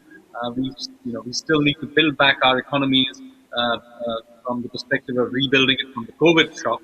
But I think there is a wider issue here of creating all kinds of linkages. But of course, much of that will be driven by trade relationships, especially services trade, which obviously is important both India and to the UK. What lessons do you think have been learned? We'll get to the rest of our panel in just a moment. I think the big lesson that has been learned over the last 1 year is that what matters is to be flexible as policymakers to what actually happens. You can know in theory that pandemics can happen, because pandemics have happened throughout history. But when they actually happen, what really matters is reacting quickly to what happens, being open to watching the sequence of events and being able to respond to them, rather than having some idea that if only we had planned for so-and-so eventuality, we would have done better. You can never really plan for things, because there's always going to be things that will happen in unexpected ways. I mean, we discovered it ourselves very recently when, having beaten the first wave rather well and had the economy coming back quite strongly, we were hit by a second wave very, very quickly, disrupted our economies, but then, oddly enough, it also came off very, very sharply, and we are able to open up our economies now. But the point is that these are very much lessons that what matters ultimately is resilience and flexibility, rather than having some grand plan about how the world will pan out to be. As they say, the plans of mice and men. And women, of course. So when do you think we can get to India's growth to get to that fabled 8% and beyond? Actually, we are probably going to see close to double-digit, if not double-digit growth in this financial year. That's 21-22. Of course, one could argue that that is based on a somewhat lower base coming off the disruptions caused last year. But if we are talking about getting it back onto a sustainable path, I think ultimately we will have to think about not just this current revival, which obviously we have put in a lot of effort into getting the fiscal, monetary and other measures to revive the economy for now. But I think ultimately it will depend on doing the following. First of all, we need to do the structural changes here in India, and we have been a country that has been very much into doing supply-side structural reforms throughout this phase. I mean, most countries in the world would have focused only on the demand side. We have been very much focused on also doing supply-side measures, and virtually every week or 2 weeks you will see a new sector being opened up. The Chancellor mentioned, of course, the insurance sector, but in fact, we have done major reforms in the IT sector and the BPO sector recently. We have opened up our geospatial and sector and many other sectors that we can open up. We are willing to do because we want to be a part of the global supply chains. We want to trade with the rest of the world, and everybody knows about the fact that India is a big pharmaceuticals hub now, and we want to also participate in providing those vaccines to the rest of the world. It's true that because of our current needs, we may have slowed down the exports, but we will be back on stream when anybody thinks. Thank you. Stay there. Don't go anywhere. I'm now going to come to my guest with me on stage. And while you can see everyone there, I'll just introduce the president of the CBI, also founder and chair of Cobra Beer, Lord Karan Bill Moria. He'll be speaking with me in just a moment. And you can also see on screen there the Managing Director of BlackRock, Neeraj Seth, coming to us from Singapore. Give us a wave. We've also got the Vice Chair of EY, Srinivasa Rao, and we'll be with you in just a moment. Let's come now to some questions back in the UK. Lord Bill Moria, you listened to the Chancellor's interview there. As an entrepreneur who has significant exposure to both the public sector as well as what it's like to grow a business, can you tell me, first of all, what's your view on how the governments reacted to the pandemics across the world? Yeah, firstly, many congratulations to Manoj and all his team for what you're doing for the India Global Forum. It's outstanding. And the Chancellor, of course, Rishi, was, as usual, very, very impressive. Very clear. I agreed with everything that he said. And the reality is this. I was privileged to chair the B7, which is the premier business organizations of the G7 countries, and in my role as president of the Confederation of British Industry, the CBI, our sister organization, the CII, and of course this year at the G7 we had South Korea, Australia, South Africa, and India at the table, and of course Business Europe. And you asked Rishi about Europe. Well, I say this. We've left the European Union, but we will never, ever leave Europe.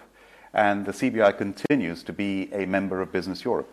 And so Europe was at the table as well.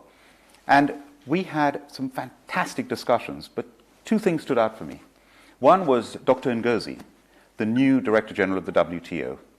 She was so impressive, and she made some very stark points. One, the WTO needs reform. One of our participants said it's in the last chance saloon. We need to roll back the protectionism around the world. And India's for it, the UK's for it, for free trade, multilateral trade, and bilateral. The Chancellor said we want to enhance our trading partnership with India, double the trade over the next decade. And that's brilliant.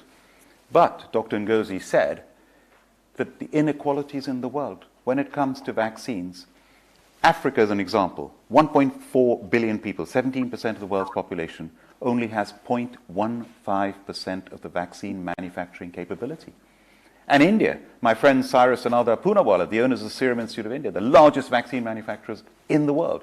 Look at the potential over there.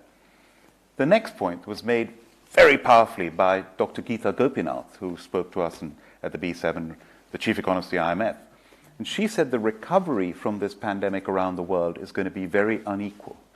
You will have those countries, like the United Kingdom, that have provided phenomenal support to their businesses and to their economy. So thanks to Rishi, we've had £400 billion. Now, by absolute terms, per capita terms, that's one of the highest levels of support given by any country to its businesses and to its economy. That will enable us to be like a coiled spring. As Andy Haldane, the recently retired chief economist of the Bank of England, said, we're like a coiled spring. But Sanjeev made a very important point about the supply side. That's subject to supply side support being there. And from everything Rishi said, it is there. So we can bounce back. We're already seeing the bounce back. My own business, Cobra Beer, we supply 7,000 restaurants. They've been shut for the vast majority of the last 15 months. We're already seeing, since indoor dining opened up in the middle of May, how much the economy and our business is reviving.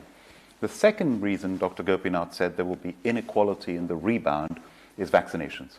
There are countries like the UK where we are ahead of the game. We are vaccinating at speed, with huge proportions of our population already vaccinated, soon to be fully protected. On the other hand, there are countries that have not even vaccinated or hardly vaccinated anyone. So if you have a combination of economic support and vaccinations, we'll be able to rebound very, very quickly. And I'm very optimistic on the UK's prospect and of course, the UK-India prospects. It's such a hard balance, isn't it? Because on the one hand, you can see the arguments about wanting to vaccinate children down to the age of 12, as they're doing in the US, as I know they want to do in the UK. I personally, I've just had one child's school closed. Yet again, it doesn't work, right? We have to balance the health side with the economic side. That's the point that you and so many others are making. But how do you actually do that when the vaccine supply, as I heard from Adar Poonawalla this morning, it's going to take a few more months to get back to exporting to the world? Well, the reality is it's very noble and good that at the G7, the United States and the UK, 400 million doses, 100 million surplus doses that we will be supplying to the rest of the world, and a commitment for 1 billion doses. But what's the reality? The world needs 11 billion doses. And the IMF has produced a fantastic report where if the world, particularly the G7, G20 countries, invest, and it's tens of billions of dollars, to really ramp up the production very, very quickly and make sure these vaccines are around the world. As Rishi said, we're not safe until everyone is safe. And that's got to be a priority that we've got to do that. But it's three things on the health side. One is vaccinations. Second one is testing. The access to lateral flow, affordable, rapid tests, if they're used properly and you test regularly, are very effective. And the third thing people don't talk about enough is therapeutics, repurposed therapeutics. We've got a therapeutics task force here in the UK. If that same effort and urgency is put into therapeutics, there are drugs like ivermectin, an anti-parasite drug that has shown huge promise in countries like South Africa. Even in India, there are doctors that are using ivermectin with great effectiveness.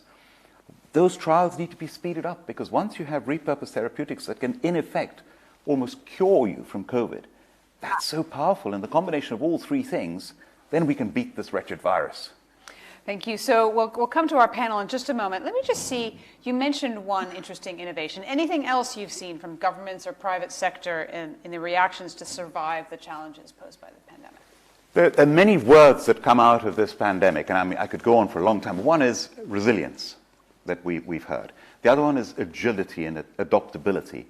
Satya Nadella, who went to the Hyderabad Public School, one of the schools I attended. He's an alumnus of Hyderabad Public School and now the chairman of Microsoft. And he said May last year, he said in 2 months we've adopted technology that would normally take 2 years. The network effects of the technology is phenomenal that we can do this conference now on a hybrid basis. That is very powerful going forward. The resilience of business has been great, but what to me has stood out is the collaboration. All that Rishi has spoken about, we've done that together. The CBI working with the government and the government listening to the needs of business.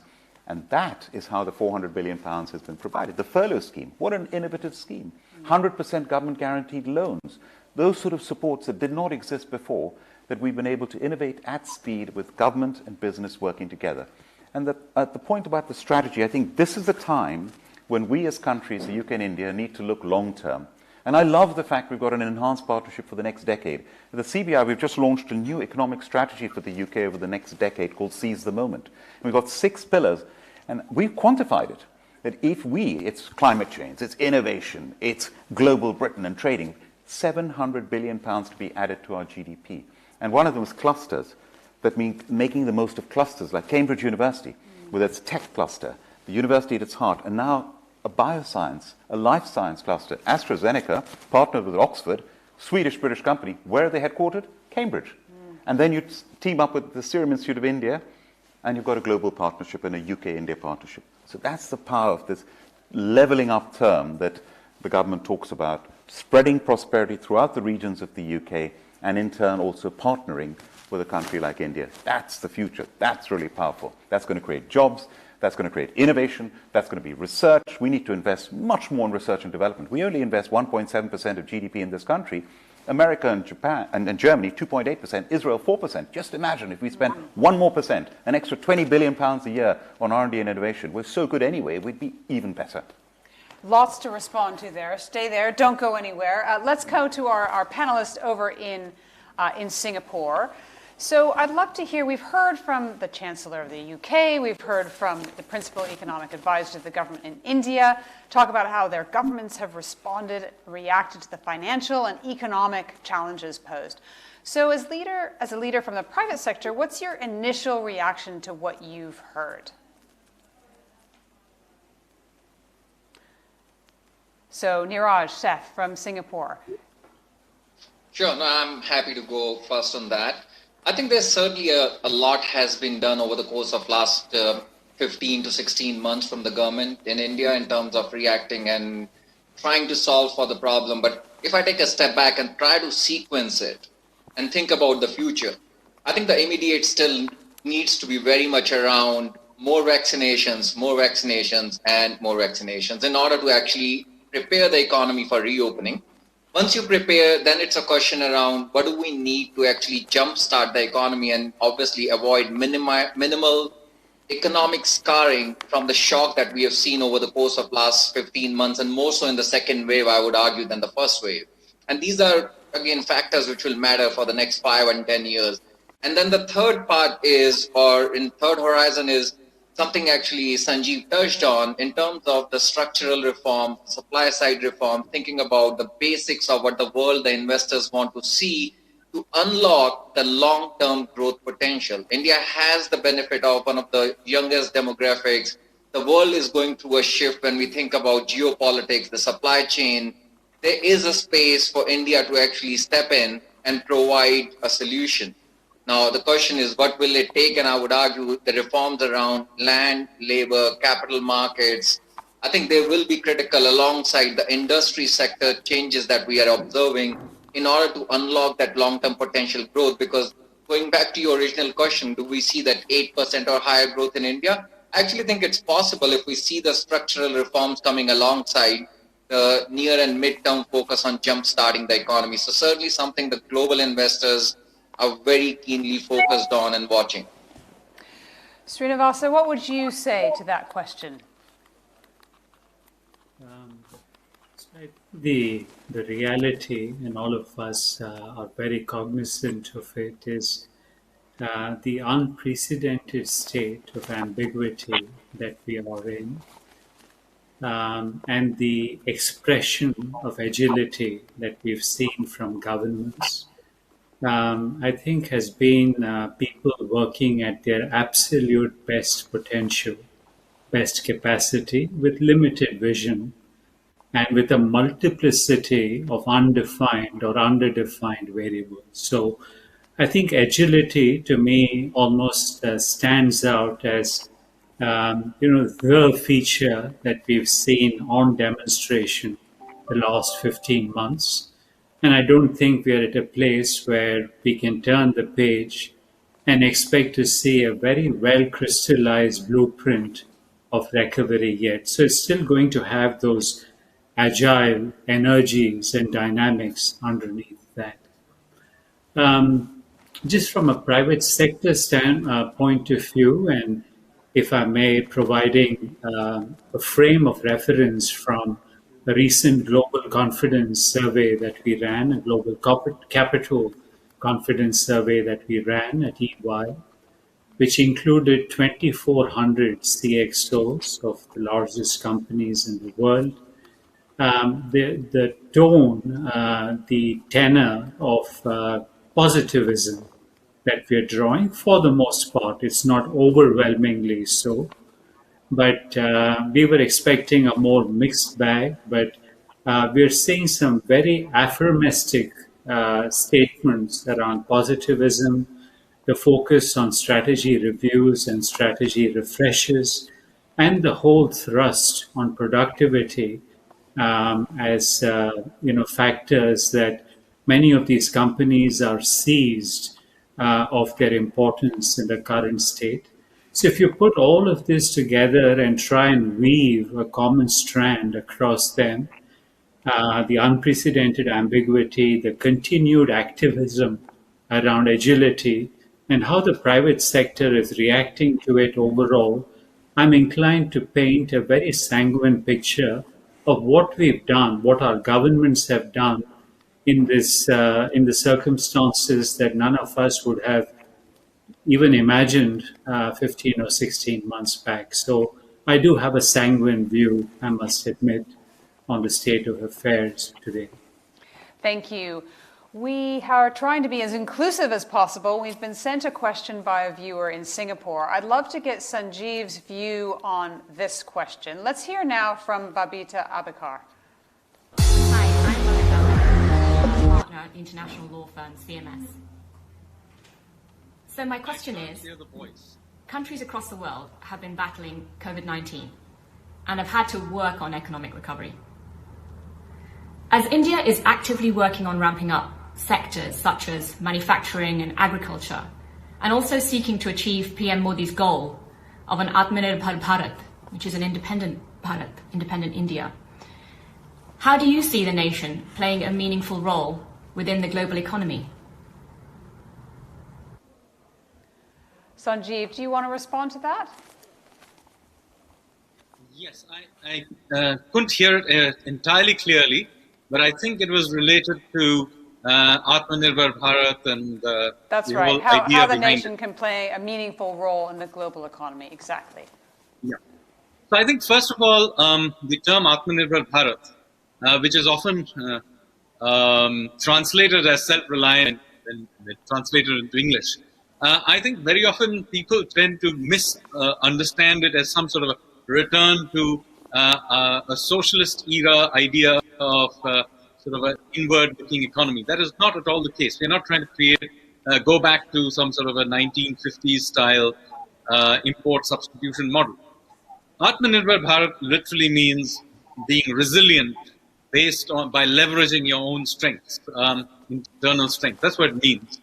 And it is not an idea of trying to close our borders in any way. Far from it. Much of the effort is tuned towards building up local capacities in order to participate in global supply chains. So far from being sort of inward-looking, it is really an attempt to sort of leverage India's strength to look outwards. So let me illustrate the point. It's always best to illustrate the point. By now, everybody knows that we have one of the largest pharmaceutical sectors in the world here in India. It's very competitive, and much of it is export-oriented. However, one of the things we noticed during this period over the last 18 months, the sector was very prone to shocks from single-source foreign inputs, and the result was that if for whatever reason the supply chain breaks down, if this thing stops, then this particular sector suddenly stalls. So what we are doing is finding ways of creating either multiple foreign sources or finding a way of creating domestic sources for these inputs so that the resilience of this highly competitive export sector can be maintained irrespective of the shocks we get hit by. So I think that's quite a different way of thinking about it rather than to think of some sort of written export substitute path. That's what we're trying to do. And of course, if you see the various other policies we are putting in place over the last 1 year, you'll see it all makes sense. Because first of all, we've done a whole bunch of reforms in the factor markets. I mean, labor reforms are getting done.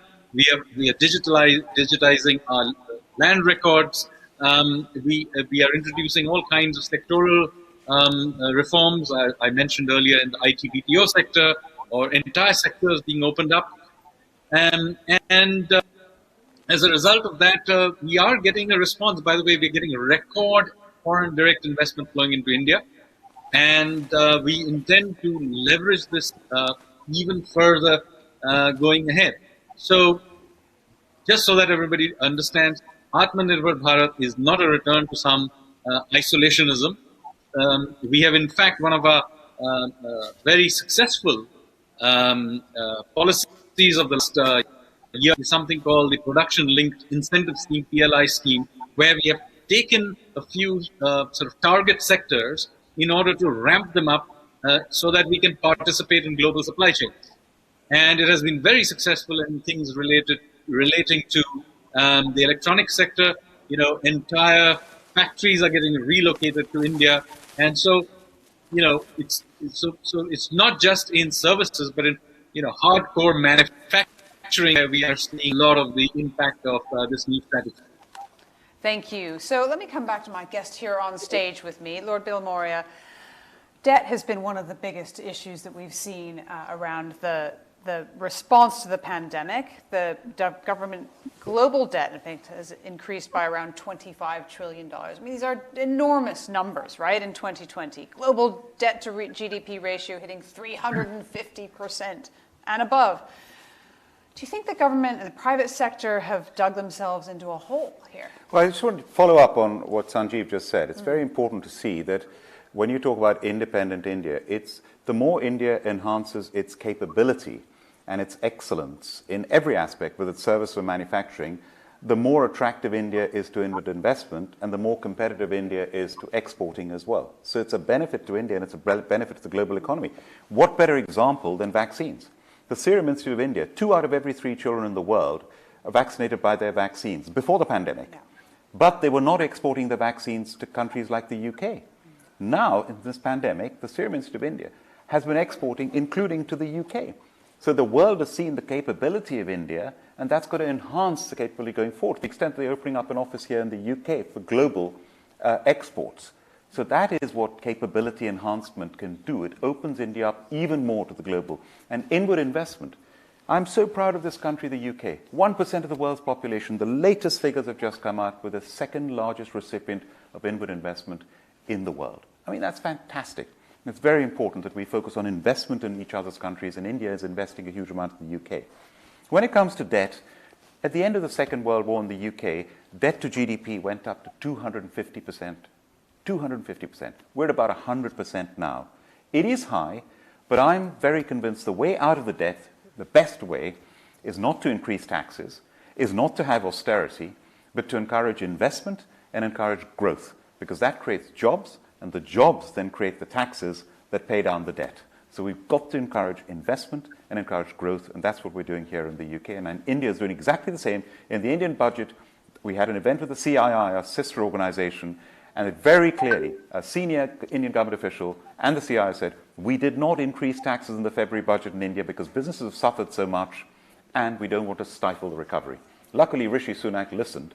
And our Indian origin chancellor here has not increased taxes now. Maybe they'll increase in the future in 2 years' time. But we can't stifle the recovery. We've got to encourage growth and investment. Thank you. Niraj, would you agree with that as well in terms of how to encourage growth and investment? I would totally agree. I think given the shock to the system and the fact that you have the fiscal financing needs going up at the same time everywhere in the world, it has not happened in the last 50 years. And looking forward, coming out of the shock, coming out of the pandemic, jump-starting the economies, if anything, requires more of a fiscal push and not less, more of a supportive policy and not less. And if you do get growth back, the ability to grow out of debt is very, very possible for obviously a lot of the high-performing economies. And the last thing I think it matters is it's not just the debt to GDP which is critical. It's also the serviceability of debt that's important. So I think looking at that and where the cost of debt in general is, especially in the developed markets, I don't see that as a concern as long as we are able to get back on the growth track in this world. Srinivasa, do you want to respond to that? And tell me if you have any concerns about inflation as well. Yeah, so I actually believe that the deleveraging is going to be quite a complex affair.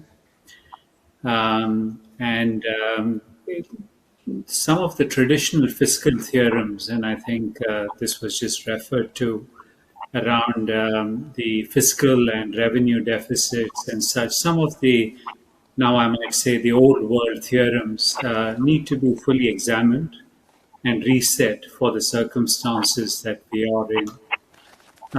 I do very much see inflationary trends. I think all of us are across the world.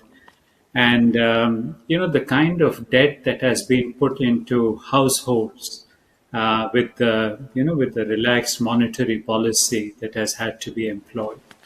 There's a 10% growth in household debt over the last 4 quarters. And I think while there is an overall prognosis of inflation, which seems utterly logical and reasonable, the one safeguard I think we have this time compared to previous implosions around inflationary patterns is I think there is a higher degree of awareness, intelligence, knowledge, know-how, and skill around how to manage the inflation. It's not as raw and primal a topic as it was 50 years back or 70 years back. I think there's an acquired skill of the last few decades that leaves the governments and us in the private sector in a better place to navigate these inflationary trends and tame them over time. But that taming is going to take time. It's not something that will happen in a rapid hurry. Okay, thank you very much. I want to just bring my guests up to say a massive thank you to all of you for joining us here at India Global Forum. If you've liked what you've heard, do tweet on Future Now. We will be back in just a moment to speak about the challenge that technology presents to democracy. Be back soon.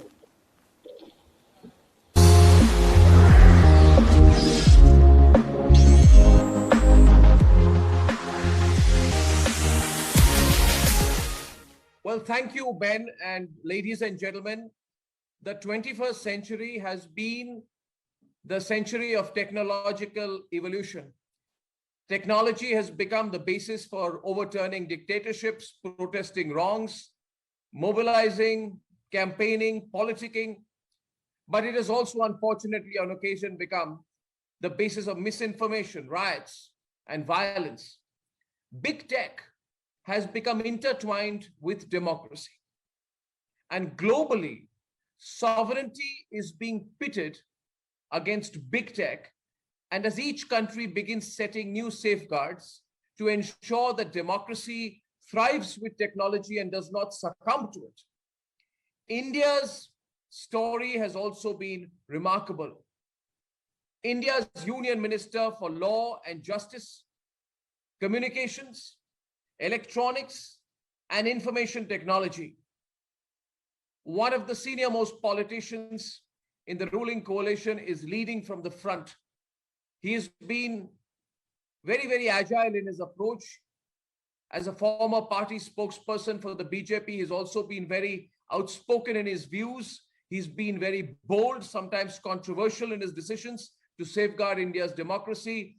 And today it is my privilege to invite Mr. Ravi Shankar Prasad, Union Minister for Law, Justice, Communications, Electronics and IT, to first deliver his keynote to our forum on the theme of big tech and democracy, the global policy challenge.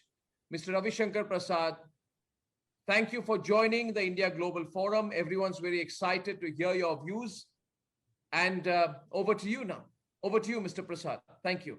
My very good friend Arnav Goswami, good friend Manoj Ladwa, and all the friends of the India Forum, which has become a very prestigious group. I have been appearing in their program for many years. All of you go from strength to strength. Arnav, what are my initial comments? Very briefly, I can share with you and for the friends in London who are listening to me.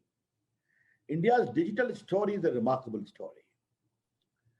I remember when our leader, Prime Minister Narendra Modi, was contesting to win the office of Prime Minister as the leader of the NDA and the BJP in 2014, he gave a vision. If I'm elected to power, I'll create an India where IT plus IT is equal to IT.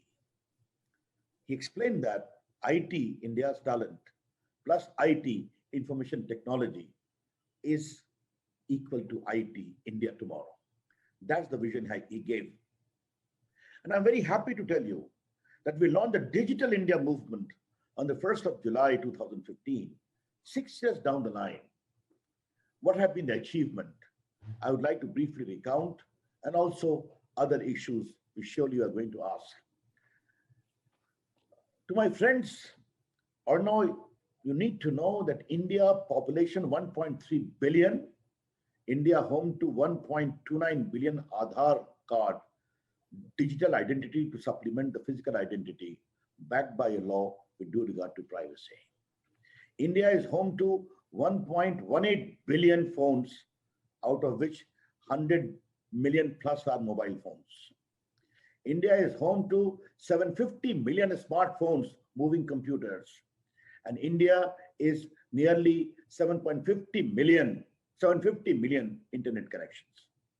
That is the profile of India. How Digital India has worked on the ground. And I would like to briefly share with you when I outline Digital India in very simple words. Digital India means a program to empower ordinary Indians with the power of technology, bridge the digital divide, and most important, bring in digital inclusion for the poor, for the underprivileged.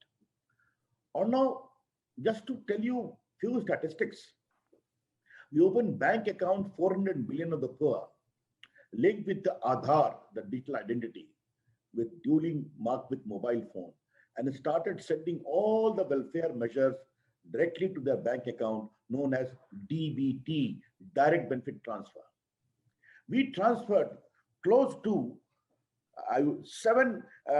just to tell you, 27 billion US dollars. And you know how much we have saved or no? $24 billion, which is to be pocketed by middlemen and fictitious claimants. India has one of the cheapest internet in the world. India has given a big movement to digital payment movement. Today it is e-visa, or 1,000 mandis, markets are linked with the e-national agriculture portal, e-education, e-health. During COVID, I don't know, you'll be happy to know that the entire country, no train movement, no rail movement, plane movement, no highway movement. It is my three departments, communication, IT, and your postal department, which helped the country grow together by having work from home, etc. in a big way. 90% IT operations continued uninterrupted. India has one of the biggest startup movement in the world, or no, I'm happy to tell you.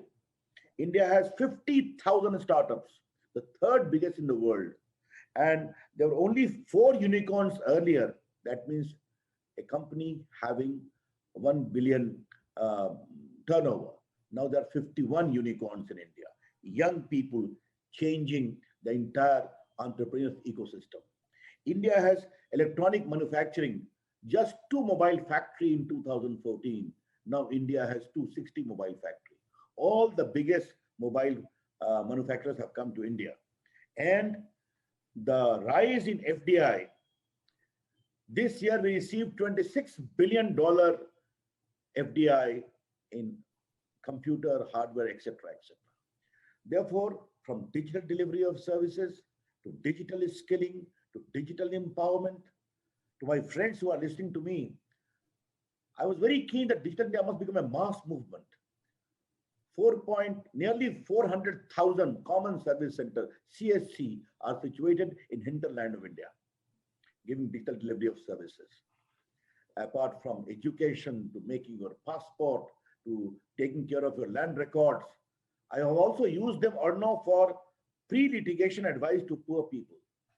And 900,000 harassed mother-in-law or a wage earner having a problem or someone having a problem have been given legal advice by assigned lawyers to this whole platform. Therefore, I can only say India has made a mark in terms of digital inclusion, the shining symbol of Digital India, apart from delivery, empowerment, skilling, manufacturing, etc.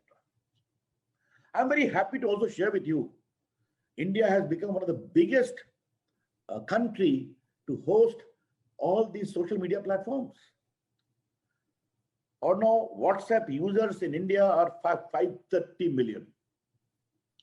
YouTube users are 448 millions. Facebook users 410 million. Instagram users 210 million. And Twitter users nearly 18 million. They're welcome to do business in India. They have empowered ordinary people of the country. They ask questions. They ask questions from Arnab Goswami, you. They ask questions from me.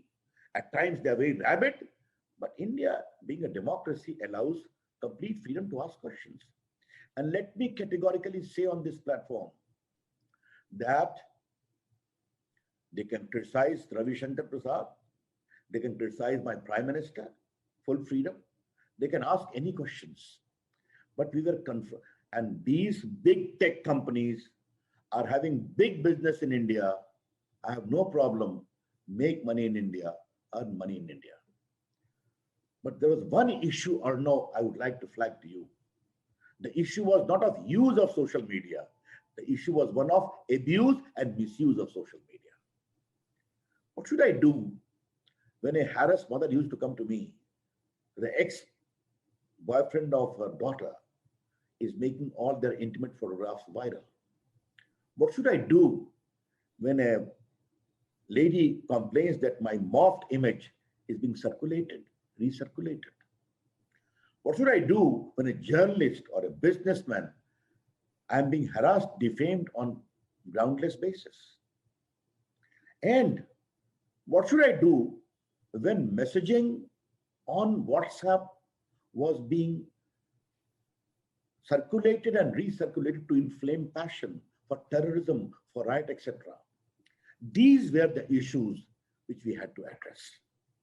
And therefore, the issue is not of use of social media. The issue is one of abuse and misuse of social media. They can criticize, most welcome, India is a democracy. But this issue had to be addressed because ultimately, Arnav, as a Minister of India, I'm also accountable to the people of India. That's very important. And there were 2 Supreme Court judgments asking us to take action. Now even judges are being told, you know, that there is a question of checking out some person. Even eminent journalists have been kicked out of a particular platform based upon their own unilateral ex parte assessment of the comments, etc., etc.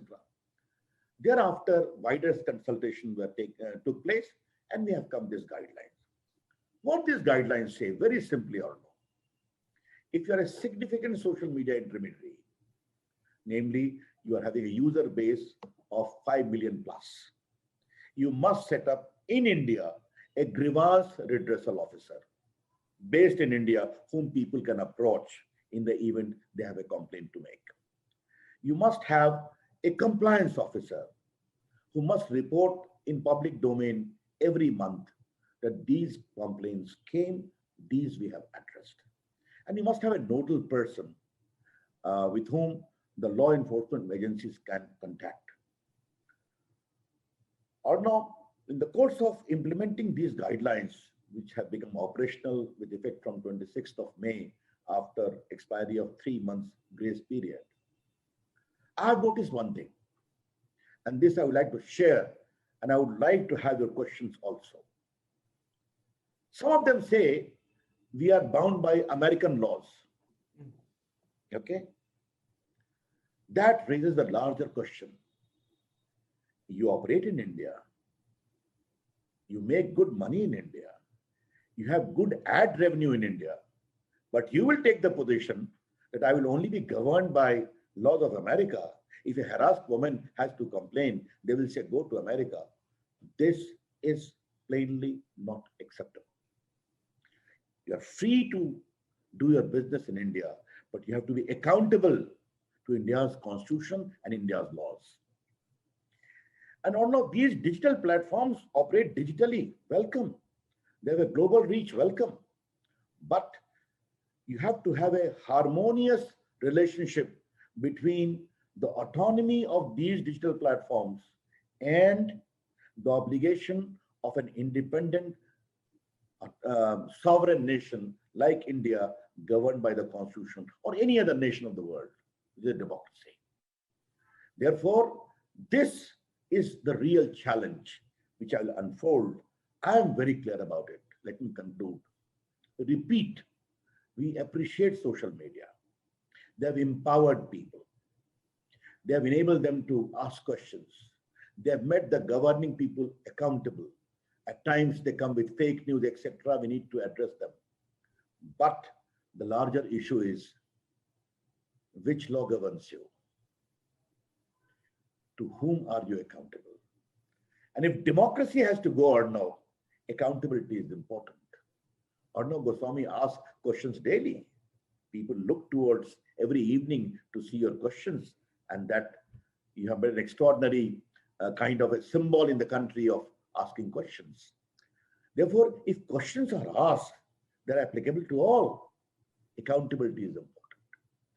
Therefore, digital sovereignty, democracy, dissent, the ability to ask questions, and for social media also to be accountable.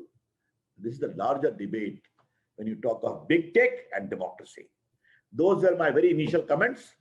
Well, wonderful meeting you again. Well, thank you, Mr. Prasad. Thank you. You have put it across wonderfully. And by the way, congratulations on the 6th anniversary of Digital India. Thank you. I think through the time that you have been holding this very important portfolio, we've seen all those strides. And you've shared many numbers people are aware of. And the number of users in India has transformed manyfold in the last, should I say, 7 years almost of the Modi government. And that's one of the biggest achievements of the Modi government, and the whole world looks at India for that reason. So many, many congratulations on that.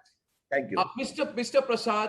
Prasad, you have also raised many issues, which in a way I would say, and the audiences would appreciate that these are very critical, because Mr. Ravi Shankar Prasad is both India's Minister for Law and Justice as well as Communications, Electronic and IT.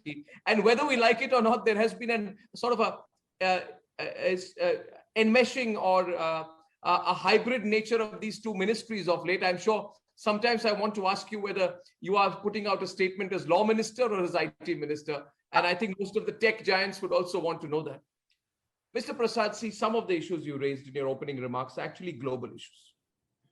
And this is the challenge globally. You have common shared values: democracy, right to information, right to campaign, right to protest, right to report on the one side.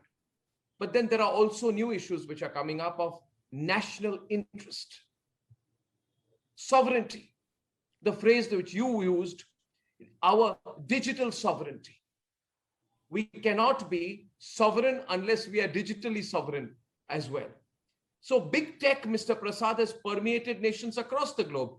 The issues you are raising as a minister today are dealt with by governments across the globe. And the biggest issue is that a handful of big tech platforms have a lot of concentrated power and ability to influence audiences. When they hold that remarkable ability, you expect them to be compliant on their own. But on the other hand, whenever convenient, they say, well, we are only intermediaries. We are only technology platforms. We are not the content creators. But as technology evolves, reaches more people, has a growing impact across nations, what does it mean at a larger level for safeguarding democracy? Oh, no, that's a very good question. Let me elaborate it. I'm so happy you have asked me this question at the very outset. These tech companies, I must acknowledge, have contributed in the expansion of digital footprint globally. They've empowered people globally. At a click of a button, I can know what is happening in Latin America sitting in Delhi, or in Patna, or you sitting in Guwahati. That's good. They operate in an ecosystem where geographical boundaries disappear. They have innovated, they have expanded, they have empowered. Point well taken. But the larger question is, are you a platform or you are a regulator? Or no, that's a very important question you have flagged. Because if you are a platform, you allow views to be accessed and also exchanged. But if you start dictating your own terms and norms, I can understand or no. If palpably terrorist messages are being exchanged, or a woman is being shown nude, or say there are issues about child sexual abuse, these are important issues. You must take action. But let me ask a counter question. If a riot is happening or no, you say my system is encrypted. I'm not asking you to open that encrypted system. But Arnav, with a very wide experience, can you deny when riot happens on the same day, around the same time, in the same geographical area, and lots of very explosive material is circulated and recirculated, whose content are all publicly known? What happens if some messages, very inflammatory, are sent from across the border? Do the platform have some responsibility or not? The allied issue is or not very important. Democracy is based upon the voluntary choice of the people in a country. I can take that name. Cambridge Analytica pilfered about, I remember even coming on your show on that issue, large number of data of Facebook. I had to order a tough inquiry by the investigating agencies, and the company got closed. That data belonged to Indians. Therefore, there can be many shades. And the larger issue is, I'm very happy they have kept the issue for dialogue between you and me, big tech and democracy. There are authoritarian regimes who promote their own cause and put people behind bars for years together. But here is a democracy. If democracy is to survive, misinformation, fake news, explosive materials, I would say colluded material, all these are challenges. I am not in favor of censoring, I should be very clear to you all. But democracies have to find a common ground as far as these issues are concerned, so that these big tech companies do their business, earn good money, good profit, but become accountable. And this can only happen if they learn to follow the laws of the land, namely the country in which they operate. The question, and you have put the laws of the land out there under your newly notified Information Technology Intermediary Guidelines and Digital Media Ethics Code 2021, both technologically and legally. But Mr. Prasad, the argument of democracy is used against you. Those who are content digital players say that there is no need. In fact, they say that as per the rules of the free market, we must be allowed to operate freely. They say that the technology sector has to be treated differently from, for example, non-technology sectors in which you need greater democracy, greater freedom. And we must be ready for a little bit of collateral damage, because the pros are too many and the cons are too few. Depends on whether you look at the glass as half full or half empty. You will say that big tech is a source of information, or you will say it is a source of amplification of misinformation. And they say that there is no way in which any government can force any technology company to have complete control over the messages on their system. And hence, therefore, this becomes a growing battle. For example, Twitter refuses to comply with the IT rules. The IT rules cite a complaint under the Digital Millennium Copyright Act to threaten suspension of account to your Twitter account. But the same Twitter refuses to comply with your rules. So at the end of the day, Mr. Prasad, how will you step in? They say we are an American company. We respect American rules. But you said they operate in India. Can you force them to comply with Indian rules? My reply is very simple, Arna. Very simple. When an Indian IT company go to do business in America, do they follow American laws or not? Indian IT companies are present in 200 cities of 80 countries, but substantially in America. When Indian pharma company go to do business in UK or USA, do they follow the laws of UK or USA? Not. Very clearly, they do follow. Now, tech companies cannot arrogate to themselves that I will only be bound by the laws of America, though I will earn money from India and show in my shareholders that I have 400 million plus our subscribers in India. That is the first question. The second question is, I do take your point or no, that technology displaces. Technology creates new conditions. But since you are talking about the rights of the big tech companies, what about the rights of the victims of abuse? That question is important. Do they have some rights or not? Arnab Goswami, when he sits on his news channel, a popular news channel in India, you are bound by certain obligations or not. Though you are watched globally, there is media council, there your in-house system is there. There is press council for the print media. Globally in America or England, there is joint appeal by many leaders. The larger issue is that there has to be a harmonious balance. That is very important. And the reply cannot be that we'll only be governed by American laws. Now, since you asked me that question or no, I never tried to mention anything concerning me, but since you have mentioned it, they blocked my Twitter account for 1 hour. Yeah. And you know what reasons they gave? 4 years ago, I had tweeted on the great Bangladesh victory of 1971, in which Lieutenant General Arora was taking surrender from the Pakistani forces. It was the celebration of that great victory. And behind that great song of A.R. Rahman, Ma Tujhe Salam, Vande Mataram was being played.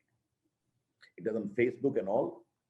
After 4 years, suddenly they say, we had some complaint. And the complainant made a public statement in Economic Times.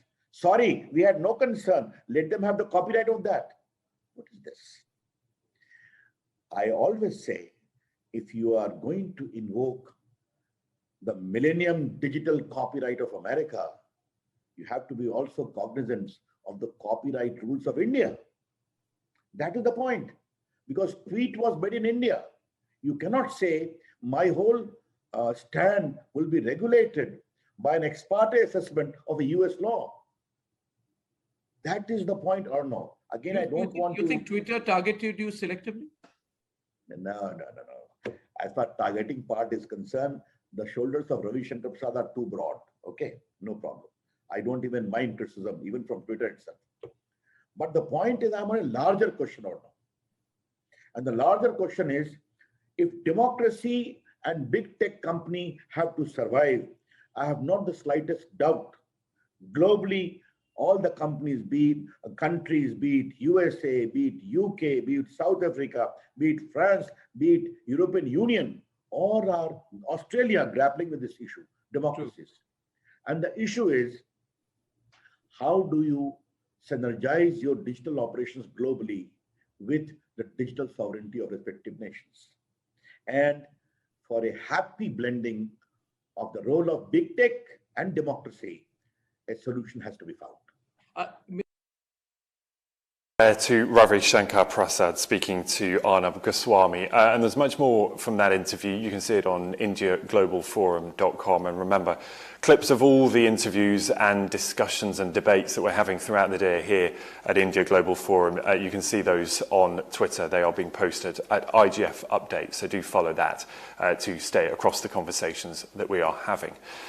Now, let us pick up on some of those themes that were raised in that discussion, because we know that technology is changing the way we do just about everything, but its adoption is not universal. There are huge opportunities, but there are still not open to all. There remains a great divide in the adoption and the use of technology, depending where in the world you live. So, what is being done to bridge the divide, and what remain as challenges to encourage more digital adoption around the world? Now, we heard from him a little earlier in our opening statements, but I'm delighted to welcome back Tony Blair, former UK Prime Minister, and of course now founder of the Institute for Global Change. Mr. Blair, welcome to India Global Forum. It's good to have you back. We heard from you a little earlier. But I want to pick up, first of all, on the slogan, the strapline that you associate with the Institute, which is "Make globalization work for many, not the few." Just explain what you mean by that. Thanks very much, Ben. It's great to be with everyone again at the India Global Forum. What I mean by that is very simply that globalization is a force that's pulling the world closer together. It has enormous opportunities associated with it, but you've got to spread those opportunities to the broadest mass of people. And particularly when we are living through an era of technology revolution, then if people don't, for example, have access to the internet, they don't have access to the benefits of technology, then the world becomes even more unequal. So what we try to do from the Institute, and recently we published a paper specifically around what does the world need to do to make sure that the whole of the world gets connected and not just the best in terms of income of the world.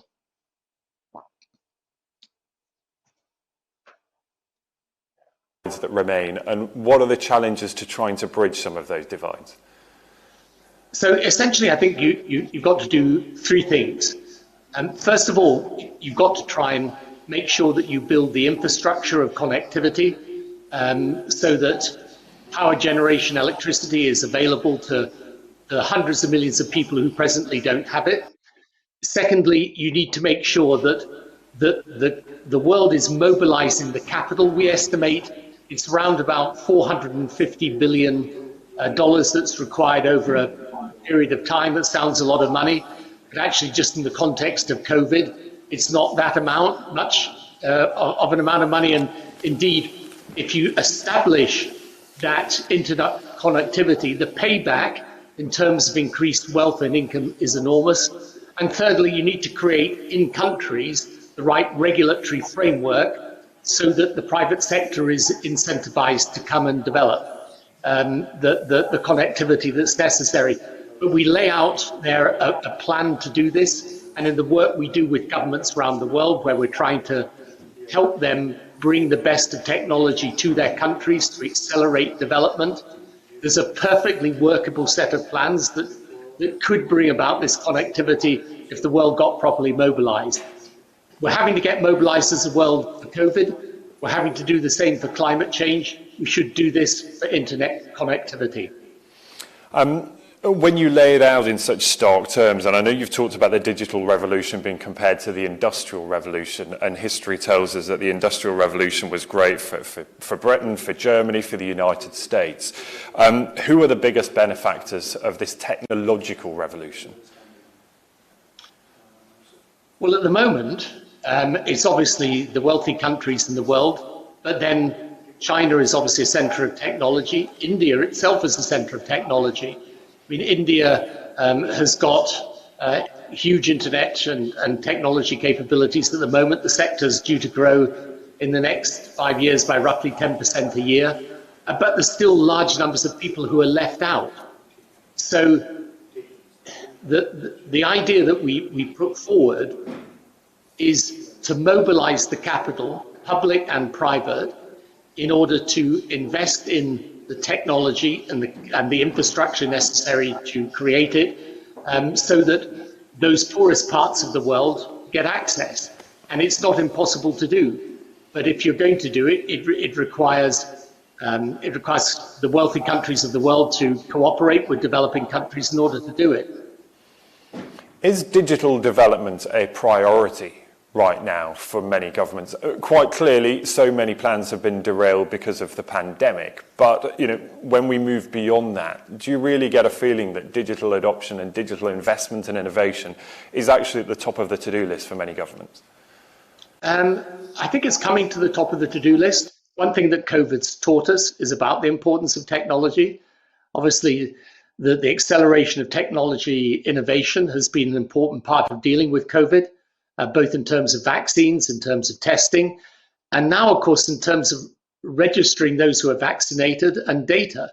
So a lot of countries that we're working with, and my institute works with roughly 25, 30 different countries in the world, are moving to things like electronic health records, digital ID, really important, so that you can access government services much more easily. Actually, India has been a leader in this field. And the benefits are enormous. You can make payments more easily. You cut out a lot of corruption. You allow people sort of instant access and therefore power over their own affairs.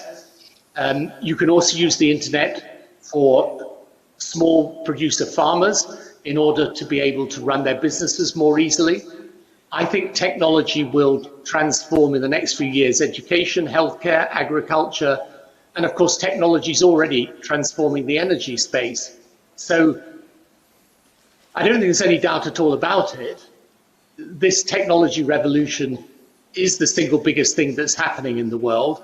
And if it's utilized properly, it allows developing countries to leapfrog the systems of the West. So, for example, if you're trying to create a modern healthcare system today, you should be using digitization, you should be using technology so that you're not having to do healthcare in the old way. You can do it much more easily, much more accessibly, and much more cost effectively using technology.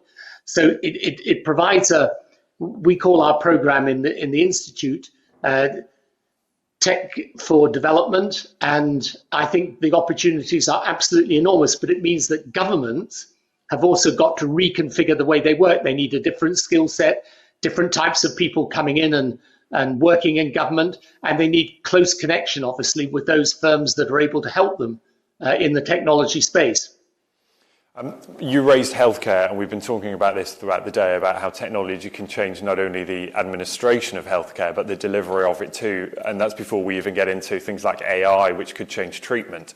I wonder, though, whether enough has been done to address the nervousness, the reluctance, the maybe reticence that many will still have about handing over so much data to big tech corporations, given that we've seen when in the wrong hands it can be pretty disastrous.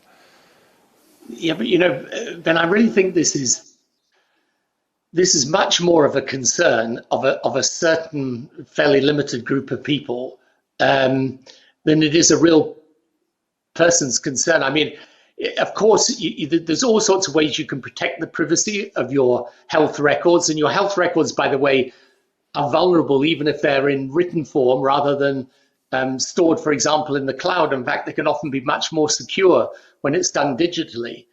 But the benefit that you have, for example, of a doctor seeing you, being able immediately to bring up your patient history so that they can treat you better, the advantages you've got, for example, in having specialists who can do consultations remotely, these are huge advantages. And of course, you've got to take seriously the privacy concerns, but there are ways of dealing with that. And the advantages of moving to digital ID and digital patients' records, the advantages, in my view, far outweigh the problems. Yeah, absolutely. And there will be a need to demonstrate that the pros outweigh the cons. That is of course, a given. I suppose the concern comes when there is a fear, particularly in the UK right now, about things like the use of that data, however anonymised it may be, whether my personal data or that of anyone else is being used to prop up profits of big tech, big pharma. That is one of the concerns that people have, no? Yeah, okay, but, it's like there's a debate going on in the UK at the moment as to whether you should have to have proof of vaccination, but your average supermarket's probably got more information on you than the government. Mm-hmm. I mean, I just think, I personally don't mind if my health records are available anonymized. I think, by the way, one of the reasons why China is moving ahead in the healthcare space is because the companies there are able to look at anonymized data in bulk, and that, of course, gives them a tremendous advantage. So I don't misunderstand me. You need rules and you need frameworks and you need a proper regulatory system. But I think it's not hard to establish that, and the benefits are absolutely enormous in terms of the development of things like diagnostics and being able to accelerate the search for cures for disease. And to use the healthcare example once again, because it is so prevalent right now, we're seeing the difference that technology has made in treating this pandemic. And you talk about things like the NHS app, for example. There is still, though, a huge divide between the countries that can afford to invest in this technology and those that cannot. How do we start to redress that balance? Yeah, that's a great question. And I think the one thing this COVID pandemic has taught us is that we all have an interest in curtailing it. And one of the things I've been trying to say, which is why we need to get vaccines out to the developing part of the world as fast as possible, is that we have an interest here in the UK in making sure that people in Africa, for example, get access to vaccine, because if they don't, the disease keeps circulating, we get new strains developing, and those in a globalized world, inevitably they'll come back to the UK. So one of the things I would like to see following the pandemic is the aid agencies and international financial institutions working with governments around the world to put in place the basic health infrastructure that allows you, for example, to access technology. I would like to see the manufacture of vaccines being done in every single part of the world. I think people again, to take Africa as an example, where my institute works a lot, I don't think those countries are ever going to allow themselves to be in a position where they don't have their own capability on the continent for looking after the continent's needs. And so this is something, it's actually in our interest here in the UK to help people access. So I think one of the things I hope at the end of this pandemic is that we have learnt the virtue and the benefit of such global cooperation. And you paint a picture there, one of huge opportunity, if and when all of this is over, that there is opportunity for business to really, make moves in that space. I wonder, India already leading the way as far as technology is concerned in so many different fields, and I wonder therefore what your message might be in terms of where the opportunities will come and how companies may get on board with that to actually try and bridge that divide a little bit better. Yeah, I think my message would be very simple. India is a center of technology innovation, actually one of the great centers of vaccine production. If you just take the area of bioscience alone, through the development, for example, of the messenger RNA vaccines, the whole of bioscience has got an enormous boost as a result of this. And for companies in India, where there is this, workforce there that is very tech savvy, I think the opportunities are enormous. And I would like to see greater collaborations also between UK and India in the bioscience field, but I think you can take that across agri-tech, educational technology, and the broader aspects of healthcare. Tony Blair, it is wonderful to talk to you here at India Global Forum. We are grateful for your time and your insight. I wish you all the best with the work.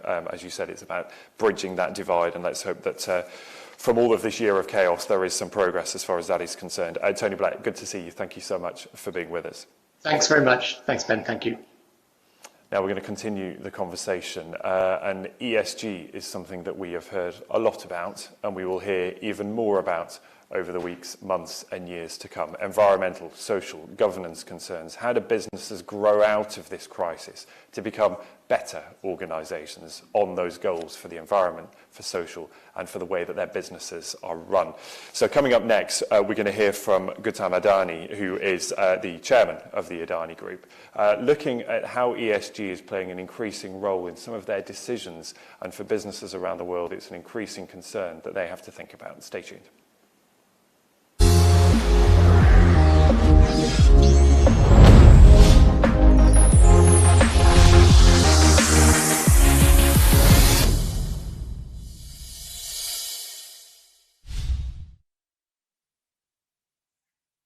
Distinguished leaders,